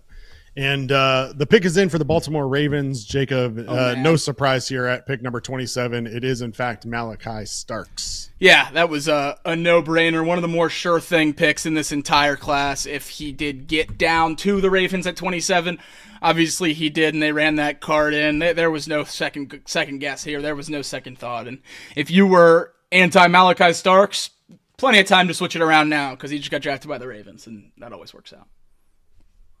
Yep. One of the challenges here, if you're the Bengals and you did have hopes of trading Trey Hendrickson, whether it be to the Lions or the Commanders or anybody else, both two teams that were potentially linked to having interest in Trey Hendrickson this offseason, your odds of being able to make that trade are significantly diminished right now because as we move through this draft, the depth that continues to be available at the defensive end position makes it really, really difficult to be willing to pull the trigger on a 1-year contract with Trey Hendrickson versus going out and getting a guy like Mike Green or the young man from Boston College. Yeah, absolutely.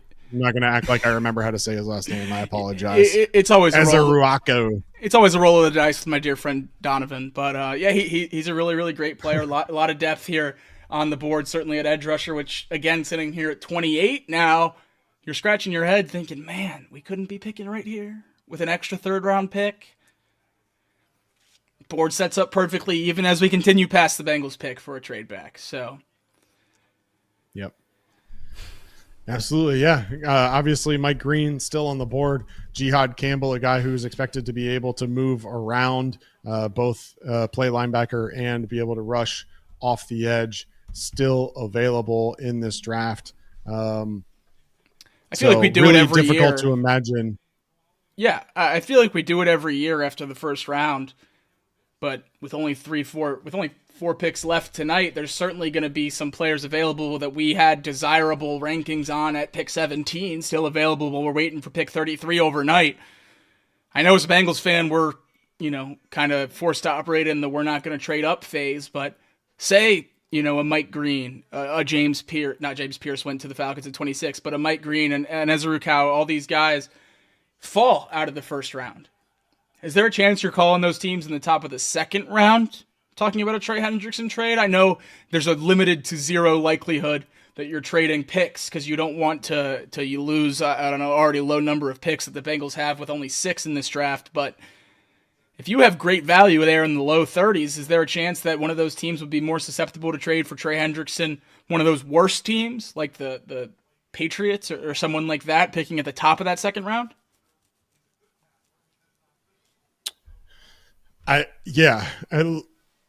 Again, I'm of the belief at this point, whether it's valid or not, I don't know. I'm of the belief that this relationship with Trey Hendrickson is over. Right. Whether he plays this year for the Bengals or not, the odds of him re-signing with Cincinnati after this year seem next to zero. And so you have to get some return for him. I just don't think that he makes the difference for you between being a Super Bowl contender and not. And so the question is, what are you willing to move what are you willing to take in order to make that move? I originally had said that I thought it should be a first round based on the feedback that obviously Trey Hendrickson had given the Bengals and what the Bengals were hoping for. I still think a day 2 pick is probably worthy of pulling the trigger on a Trey Hendrickson pick if you're confident in the pick that you have available for you. Now, I don't know what the Lions are doing here. I don't know what the next couple picks are going to look like, but I have to believe that if a guy like Mike Green continues to fall due to the off the field concerns, if a guy like Jihad Campbell is available early in the second round, that I have to believe you would be willing to make that move, because those are guys that are expected to be first round picks that have fallen now to the second. Okay, well, now it's time. I'm willing to make that second round pick or trade for a second round pick in order to get that guy because he was a first round draft score on my board and he fell. So yeah, I'm still open to it for sure. And whether I like to admit it or not, I do think it's in the best interest of the Bengals to go ahead and make a move of some sort on Trey Hendrickson. Yep, I would totally agree. I think you got to get something for him. That relationship is fried, and I just don't think anything's going to go positively from it other than him walking, in free agency next year. So, yeah, not the best in terms of the Trey Hendrickson situation, but we all know that, and hopefully we get 1 year of elite production out of him and we're holding a Super Bowl trophy and then he goes his separate ways. I think that's probably where we're at right now in terms of likelihood. But if you can trade him for a pick next round tomorrow and be able to add a difference maker to this defense, I think that's certainly a great way to go, to try to straddle that line, keep him happy, make him happy at a new destination, and give the Bengals something that they can hang their hat on for 3-4 years as a meaningful player on that defense, because no matter how much you love Trey Hendrickson, he is not going to be a big piece on this defense 2-3 years down the line. And that even is including an extension. I mean, he's 31 years old this year. You're extending him at 34, expecting him to be the same dominant edge rusher? No. That's not going to happen. It doesn't happen for anyone except for the Hall of Famer, elite, standout guys that are super-duper outliers. So I don't necessarily believe that that's going to be Trey Hendrickson. I love him. I love what he's done in Cincinnati. I'm not gung-ho on paying him $30+ million on a 3+ year extension, and that's what he wants. So another team can make that decision. Yeah. The pick is in for the Lions, waiting for that to be reported. Certainly would seem as if an option would be there, but it is not. Lions reportedly selecting Tylere Williams, defensive tackle from Ohio State, Jacob. Another Buckeye off the board. He's a great player. Great player. He got hurt in his pro day, which I think caused him to fall in a lot of mock drafts, but obviously this isn't falling at all. This is obviously a little higher than a lot of people expected. He's a difference maker on the interior, maybe not the pass rush upside of a lot of the other guys, but a really solid player who was a leader on that Ohio State team that won a national championship, so certainly can't go the wrong way with something like that. Yeah, not a guy, again, as you mentioned, fell on many boards due to the injury, but also was viewed by many as the top run stopper in the entire draft. So unfortunately, the injury did have him slip some, but lands in a really good place. Look, the truth of the matter is that this Lions defense has always been, not always, but under Dan Campbell has been really gritty and been really solid piece for them. They add now to it here with Tylere Williams, obviously a really strong offense in Detroit already, but adding to the defense here certainly makes a lot of sense for them. Surprised a little bit that they go D-tackle over an edge and pairing someone opposite Aiden Hutchinson, but when you do have a talent like Aiden Hutchinson who can continue to get to the quarterback, having someone opposite that to stuff the run certainly makes a lot of sense from just a strategy standpoint. Absolutely, and this adds to a list of Buckeyes going here in the first round off that national championship team. You had Emeka Egbuka.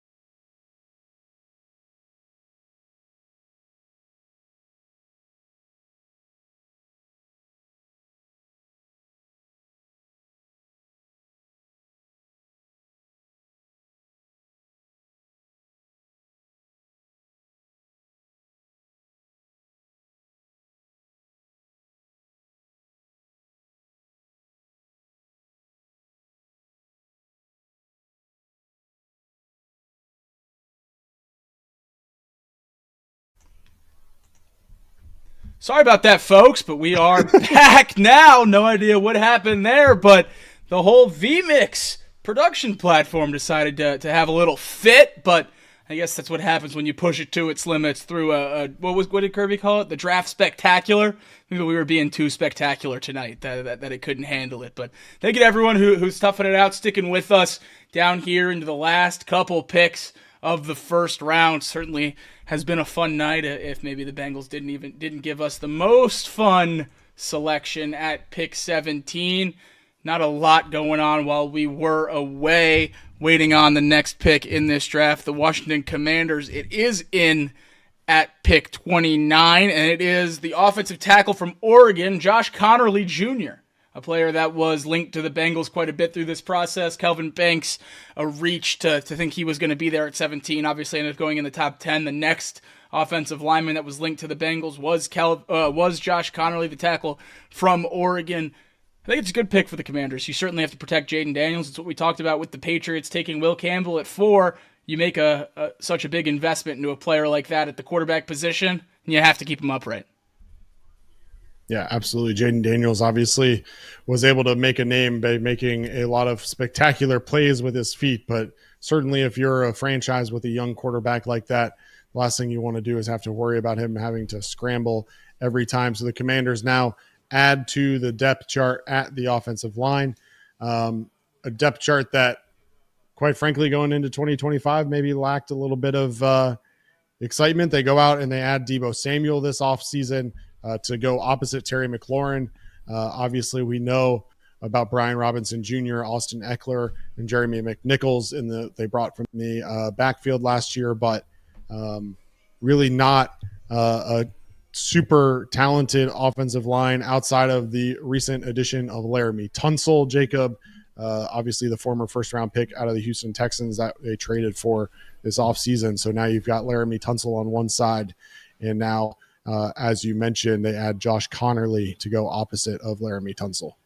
Yeah, and obviously they've made a lot of moves over the last couple months. Traded for Marshawn Lattimore in the season, have Deebo Samuel on the team now, as well as you mentioned Laramie Tunsil. So they're adding star players. They made a push with a quarterback on a rookie contract. Surprised a lot of people making it to the conference championship game, and they said, we're not going to waste any time. We're going to attack it, and we're going to attack this window that we have to win and see what we can do. So shout out to the Commanders for seizing what is the most successful version that we've seen in the NFL, which is putting pieces around a quarterback on a rookie contract. So kudos to them for giving Jaden Daniels all he needs to succeed. Absolutely. And we're down now to the last 3 picks of the 2025 NFL first round draft. Quick recap, I guess, is worthy of that. Going back through it, obviously an exciting first round so far. A lot of chalk early on, quite frankly. Cam Ward went number 1 overall to the Tennessee Titans. Travis Hunter then number 2 in a trade. The Jacksonville Jaguars move up and draft Travis Hunter at number 2. Abdul Carter goes number 3 overall. Will Campbell at 4. Mason Graham ends up with the Browns at pick number 5. Ashton Genty, no surprise, goes to the Raiders at number 6. Armand Membu from Missouri, the offensive tackle, goes at 7 to the Jets. Tet McMillan off to the Carolina Panthers at pick number 8. Kelvin Banks Jr., the offensive tackle from Texas, goes to the Saints. A little bit of a surprise starts there at number 10. Colston Loveland, the first tight end off the board. He goes to the Bears. Michael Williams from Georgia goes to number 11. And San Francisco, a pick that I know Jacob was excited about. Tyler Booker, a good friend of Jacob's, goes to the Dallas Cowboys at 12. Kenneth Grant, another Michigan guy, off the board at 13 to the Miami Dolphins. Tyler Warren then falls, as they had hoped, to the Indianapolis Colts. Jalen Walker off the board at 14. Walter Nolan right off the board right before the Bengals pick at number 16 made Jacob upset as well. And as you see there, number 17 overall pick in the first round of the 2025 NFL draft, edge from Texas A&M, Shemar Stewart, goes to your Cincinnati Bengals. Gray Zabel comes off the board shortly after to the Seattle Seahawks. Emeka Ibuka goes to the Tampa Bay Buccaneers and adds to their potent offense. Jahdae Barron to the Broncos. He'll play opposite Pat Surtain. Derek Harmon goes to the Steelers. They have their defensive tackle of the future behind Cam Hayward. Omarion Hampton adds to the Chargers rushing attack. Matthew Golden adds to the offensive prowess in Green Bay. Donovan Jackson goes to the Vikings. Jackson Dart in a trade goes to the New York Giants at pick number 25. And then probably the shock of the draft so far, the Atlanta Falcons trade back up into round number 1 with the St. Louis Rams to get number pick 26. In doing so, the Falcons send a 2026 first round draft pick to the Los Angeles Rams. They pick James Pierce Jr. The Ravens, as they always do, end up with a diamond in the rough. Malachi Starks falls all the way to 27, the safety from Georgia. Tyleik Williams went off the board at 28 to the Lions, and we just had Josh Connerly go to the Washington Commanders at pick 29. Now the Buffalo Bills on the clock. The pick is officially in, and we wait for the official announcement as they make their way to the podium for the Buffalo Bills to make their pick. Dark horse here for the Bills, Siobhan Revel, the corner from East Carolina. He was a really, really good player in his time in East Carolina and put together great film, but had an injury last year that knocked him out of what was a consensus first-round grade going into last season. Have to wonder if the Bills would be interested here. Corner, obviously, a need. They tried to address it a few years ago with Kaiir Elam. That never worked out. Now they've moved on from him. Maybe they go with Siobhan Revel here. Would be a little bit of a surprise, but certainly a player that had been linked to the Bills throughout a lot of this process. Yeah. They did just sign Tre'Davious White to an extension, but he is 30 years old and aging, so certainly would be an option to look corner here for the Bills. You look at their areas of need in Buffalo, and certainly cornerback near the top of that, along with D-line, wide receiver, edge, and safety. Trey Amos, a name referenced multiple times, along with Maxwell Hairston. Mike Green just went off the board, so they wouldn't be available. And here we have the commissioner making their way to the stage to announce the pick of the Buffalo Bills. Oh, we have another trade late in the draft. The Eagles are swapping with the Chiefs, 32 and 31. Chiefs obviously in need of an offensive lineman. Maybe the Eagles targeting that wouldn't make a lot of sense unless maybe Lane Johnson is in the latter stages of his career and you're trying to plan for the long term there with Josh Simmons coming off the ACL injury. That seemed like a no-brainer pick for Kansas City unless the Eagles absolutely love a Mike Green and want to take him in front of Kansas City, something along those lines. Yeah, that's really interesting. Not a whole lot of times you're going to see a team move up one spot. Especially this late. In the meantime, cornerback is in fact the pick for the Bills, but it's not who you had mentioned. It's Maxwell Hairston, corner out of Kentucky. Great player out of Kentucky. Great production in the SEC. Really flew up boards after the Combine, had the fastest 40 time of any DB at the Combine, and more and more people got into his film, the more and more people liked. So sneaks into the first round as a lot of people projected here in the back end. Now, as we mentioned, Eagles on the clock. Chiefs did not three-peat, though they will pick 32nd for the third year in a row. Oh, man. I just don't understand that trade. I guess ultimately if the Eagles were concerned that the Chiefs were going to take who they wanted, why would the Chiefs then trade out of that pick? For the fifth rounder, I guess? Maybe the Chiefs had two guys close and the Eagles don't have anyone close? Yeah, that's interesting to say the least. But as you mentioned, it's officially reported Kansas City trading their pick to Philadelphia. And we know both these teams are set at quarterback. So 33, first pick of the second round, the Cleveland Browns. We're certainly linked to Shedeur Sanders through this process, and it seems like he'll be on the board when they get on the clock tomorrow. Yep.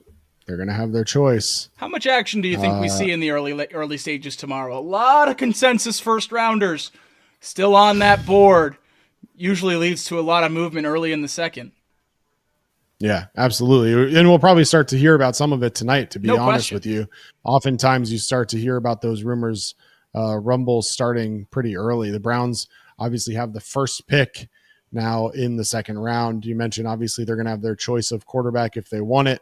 Going to be interesting to see what they do. QB definitely a need. Wow. Going to be a lot of fun to see what happens. They get Mason Graham early in the first round. Obviously after trading with the Jacksonville Jaguars, they get Mason Graham at pick number 5. And now as a result, they're going to have 2 of the first 4 picks in the second round. And certainly the Houston Texans are not interested in a quarterback, and the Tennessee Titans have their quarterback now in Cam Ward. So unless they go back-to-back QBs, I think the Browns are going to have their option there. Be interesting to see. I would imagine that quarterback won't be the selection at 33 unless you're worried about a team trading up in front of you at 36. So that'll be interesting to watch as well. Do the Browns stay put and make their quarterback choice at 33? Do they risk it and make it at 36? That's getting real risky if you wait till 36. Because there's only one. I mean, it is. You can't have them all so close together, whether it is Shedeur or Tylere Shook or even Jalen Milroe, whoever it is. You have to have a favorite. We're not talking about edge rushers or tackles here. We're talking about quarterbacks. This is a guy that is going to lead your team for, I mean, you're probably hoping the next 5 to 10 years. And you're just going to roll the dice on 4 more picks to lose one of those guys? Then I don't think you should take one at either pick. If you don't like one at 33, I don't think you should take a quarterback at 36 either. This is a valid point. Certainly something I'm sure they're working through right now. But I would also imagine that there's going to be a lot of interest in their picks. And if the Cleveland Browns are looking to stockpile picks, maybe they make their selection of a quarterback at 33 and then they move 36. But we also know that the Cleveland Browns have a lot of needs. And so it's certainly plausible that they keep both of them and make their picks. Yeah. The Eagles, they moved up to 31, a swap with the Chiefs, and their pick is Jihad Campbell. Wow. Well, Howie did it again. Howie just does it over and over and over. Howie did it again, man. Adds to that front seven, man. Jihad Campbell off the board at 31. We're talking about all the reasons you might not want Jihad Campbell in a Bengals uniform. None of those apply to the Philadelphia Eagles. Depth across the board at linebacker and the defensive line. You have plenty of time to wait for him to get healthy. You're drafted a player that is far, far, far better than pick 31. Maybe the most versatile defender in this class. Travis Hunter plays position on 2 sides of the ball, not 2 positions on defense. So Jihad Campbell is unbelievable, and I think this is a phenomenal pick at 31 for the Eagles. If they didn't move up and take him here, they certainly would have taken him at 32, but if he got to the second round, I think this is a name we would have heard a lot of movement for. This is a player that maybe people weren't willing to pull the trigger on in the first round because of some of those injury concerns, but he is a really, really good player and naturally ends up in Philadelphia. Is this a player that you would have been worried about the Chiefs taking, or is it more so, hey, I'm Kansas City, I'm calling Philly and saying, hey, I've got other teams on the line who are willing to trade up and take Jihad Campbell right now, or just trade up. Do you want in? But if you're the Chiefs, why are you making that one and only picking up a 5th rounder versus potentially trading it to another team and picking up significantly more assets, unless you have eyes on a player here at 32 versus someone who may not be available down the line at, say, 45 or something like that? That's a great point, and now that you say it, I'm almost certain that's exactly what happened. I would imagine the Chiefs wanted to stay in the first round. We're getting some serious offers for that pick and said, hey, Philly will give you a little discount to give us 32. And have you get your guy at 31 and we'll stay in the first round. And I would be floored if the Kansas City Chiefs didn't take Josh Simmons here.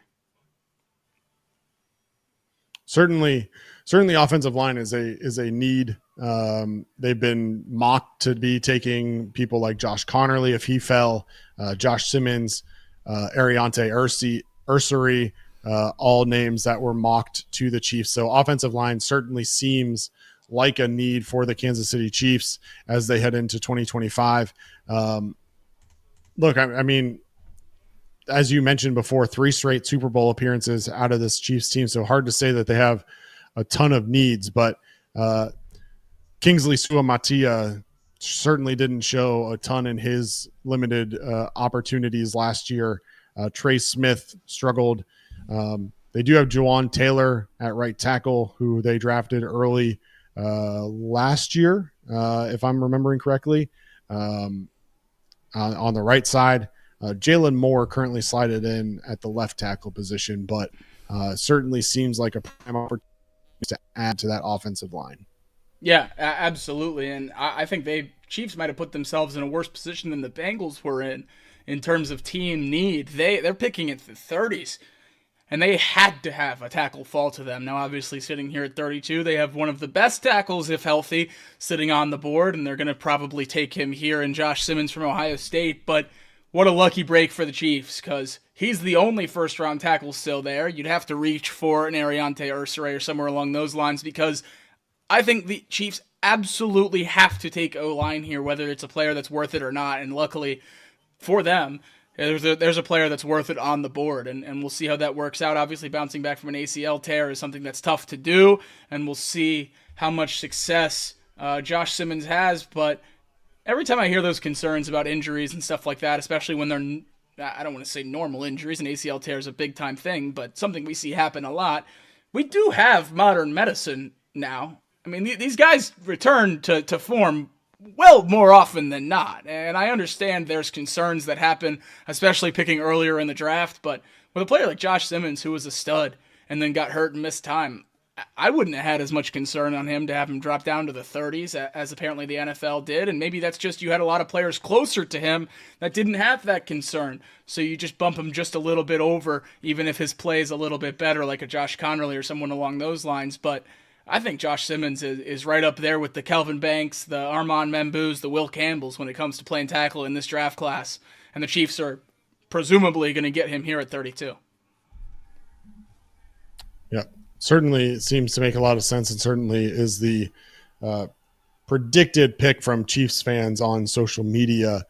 The other name that people are throwing around that be interested in your reaction to is a guy like Luther Burden. Obviously hard to imagine the Chiefs, wouldn't be open to that after Rashee Rice's injury last year. They have a lot of names that, like, as you read through it, you're like, oh, they don't need a wide receiver. But then if you really think about it, Xavier Worthy certainly showed promise in 2024 and has a ton of speed. Hollywood Brown is on the back end of his career. Rashee Rice coming back from that injury. Sky Moore hasn't paid off. They did draft Justin Ross last year, but he didn't really do a whole lot this year. And obviously Juju Smith-Schuster, not someone that I would imagine they're counting on for a whole lot of production in 2025. So I don't think it makes sense right now for them to be drafting a wide receiver. I wouldn't be shocked for them to add to that wide receiver room in this draft, but I don't think here is that pick. Use that fifth you just got from Philly to move up in the second and take a wide receiver. Yep, absolutely an option. The pick is in. We'll wait and see once we start to get reports of what that is. But to your point, Jahad Campbell falling to the Eagles is just like you said. Shemar is the most Bengals pick. That is the most Eagles pick of all time, right there. He's going to be a stud for a decade on that defense with Jalen Carter, who inexplicably fell to 8, with Jordan Davis, who inexplicably fell out of the top 10, with Cooper DeJean, who inexplicably fell out of the first round, with Quinyon Mitchell, who was the consensus corner one that they got at 27. Yeah, it's amazing how that happens. It's amazing how that happens. Everybody says that the referees are on the Chiefs side or the Eagles side, and I think God's on the Eagles side. I'm starting to ask questions at this point. I know they're not a divisional foe, but it feels like a Chiefs pick is right there with the Ravens and the Steelers and the Browns in terms of me holding my breath and seeing where they're going to go and thinking about how it impacts the Bengals. I know it's been a couple years, but it's hard to get over the, back-to-back years where there's the team that you're fighting through at the end of the regular season, then again in the playoffs. Hopefully we can get back to that point here soon, and we can worry about who the Chiefs are picking again. One thing we can be certain of, the Chiefs are not taking a quarterback. That much is correct. Reportedly, the pick is in, and it is, as you expected, Josh Simmons, offensive lineman, Ohio State. It's a great pick with phenomenal value for the Chiefs. They always seem to do that well in terms of, pouncing on guys that fall down the board and they're able to get a little lower than expected by most everyone else. And they do it again here and get a player at a major position of need that's going to be able to impact them. Maybe not right away, but he is supposed to be ready for week 1. Certainly he'll form into a pretty dang good tackle, if I had to guess. I like Josh Simmons a lot. I think he plays football the right way, and certainly they're not going to have any questions about moving him to guard like we had here in Cincinnati with that perspective pick. He's going to slot in at left tackle and be a no-brainer. Yep, the Buckeyes, reigning national champions, don't get their first draft pick off the board until pick number 19, but end up with 4 draft picks in the first round of the 2025 NFL Draft. Emeka Egbuka went at 19 to the Tampa Bay Buccaneers, and then Donovan Jackson went to the Vikings before Tyleik Williams went to the Lions, and now, of course, as we just reported, the Chiefs selecting Josh Simmons. So a good first round, good day for the Buckeyes for sure. But now, Jacob, I want to turn our attention to day 2 Yeah. and specifically how the board lines up for the Cincinnati Bengals to be able to do what they want to do. One name that obviously jumps off the page in terms of being available still that many people thought were in play at 17 for the Bengals is still on the board, and that's Mike Green, the edge out of Marshall. Certainly a number of other names that are available. So the question to you is, are you sitting where you're at? Are you potentially trying to move up? And then secondly is, what is your ideal target in terms of position of need for the Cincinnati Bengals on day 2? We can be as happy or unhappy as we want with the Shemar pick at 17. The Bengals have addressed edge rusher.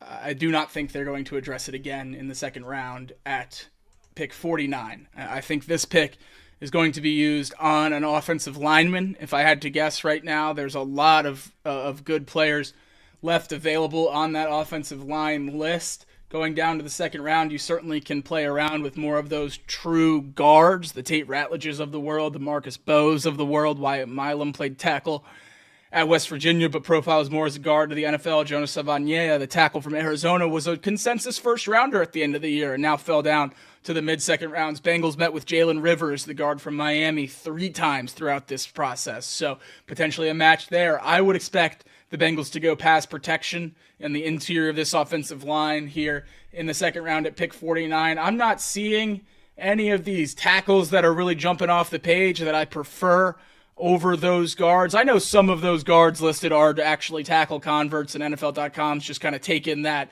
off our plate in terms of projecting what they're going to play in the NFL, but that's where I would go in this spot. I know Tate Ratledge is a name that has slid down more towards the ideal 81 range with his age and everything else along those lines for the Bengals, but that's a player at pick 49 I would not think twice about, and I would take, because we talk about Shemar Stewart not being an impact player right away, or at least we don't think he's going to be an impact player right away, and you're hoping for the best of him down the line. Well, the only reason you wouldn't take Tate Ratledge is because you think in 5 years he's not going to be worthy of a second contract at 29, 30 years old. Bengals don't pay guard second contracts anyway. They barely pay anyone second contracts anyway, so why do they care that he's going to be 25 by the playoffs? If he's ready to go and he's going to be a no-doubt starter at guard, I would not hesitate to take him at 49 because of the age. I think that would be a great pick for the Bengals. Really, most of these linemen that I just mentioned there, I think would be good picks for the Bengals. I think it's a no-brainer. You address your 2 needs in the first 2 rounds when you have 2 pronounced needs like the Bengals had in this draft. They got an edge rusher in the first to try to get to the quarterback in Shemar Stewart. Now they got to keep Joe Burrow upright. Yeah, makes a lot of sense. And certainly, I know we talked with Gridiron Grading on Monday about specifically Tate Ratledge and the fit there. So certainly interested to see it. But there are a lot of names, Jacob, that are intriguing, and certainly certain guys that you thought were first rounders that haven't gone yet. I see you pulling up the safeties. Nick Emery is certainly a name that had been connected to the Bengals and certainly makes a lot of sense if he's still there. Guys like Will Johnson, who is slipping due to a potential injury, who was projected as potentially a top 10 draft pick, still available going into day 2. Mike Green, who, again, we've talked about the off-the-field issues that he's facing. I don't know that you're going to go edge again, but it's always a possibility, especially if Trey Hendrickson is officially on the table. Just mentioned Nick Emery. Donovan Ezaraku is on the board. Siobhan Ravel, who you just mentioned in terms of cornerback who's sliding up the board, would potentially make sense. Trey Amos. The list is very long. In my opinion, the second best pass rush D tackle behind Walter Nolan is TJ Sanders, and he's still there. Obviously, removing Mason Graham because he was never going to be on the plate for the Bengals. TJ Sanders out of South Carolina is probably the second best pass rushing D tackle behind Walter Nolan. Obviously, the Bengals didn't get a chance to draft Walter Nolan. Maybe that's the way you double up on the defensive front. You got your edge rusher in Shemar Stewart. Now you take TJ Sanders in the middle as that pass rushing option. We talked a lot about potentially taking Walter Nolan at 17, doubling down with his Ole Miss teammate, Princely Umanmielen, the edge rusher at 49. I don't think edge rusher is on the plate for the Bengals in the second round, but D tackle certainly is. And I think there's a lot of really exciting players on that list as well. Absolutely. It'll be interesting to see. And certainly Jacob and I will be reacting to every pick as it happens throughout the entire weekend. Be sure to check out Chatterbox Sports throughout the weekend for our reaction. We're not going to be live over the next 2 days.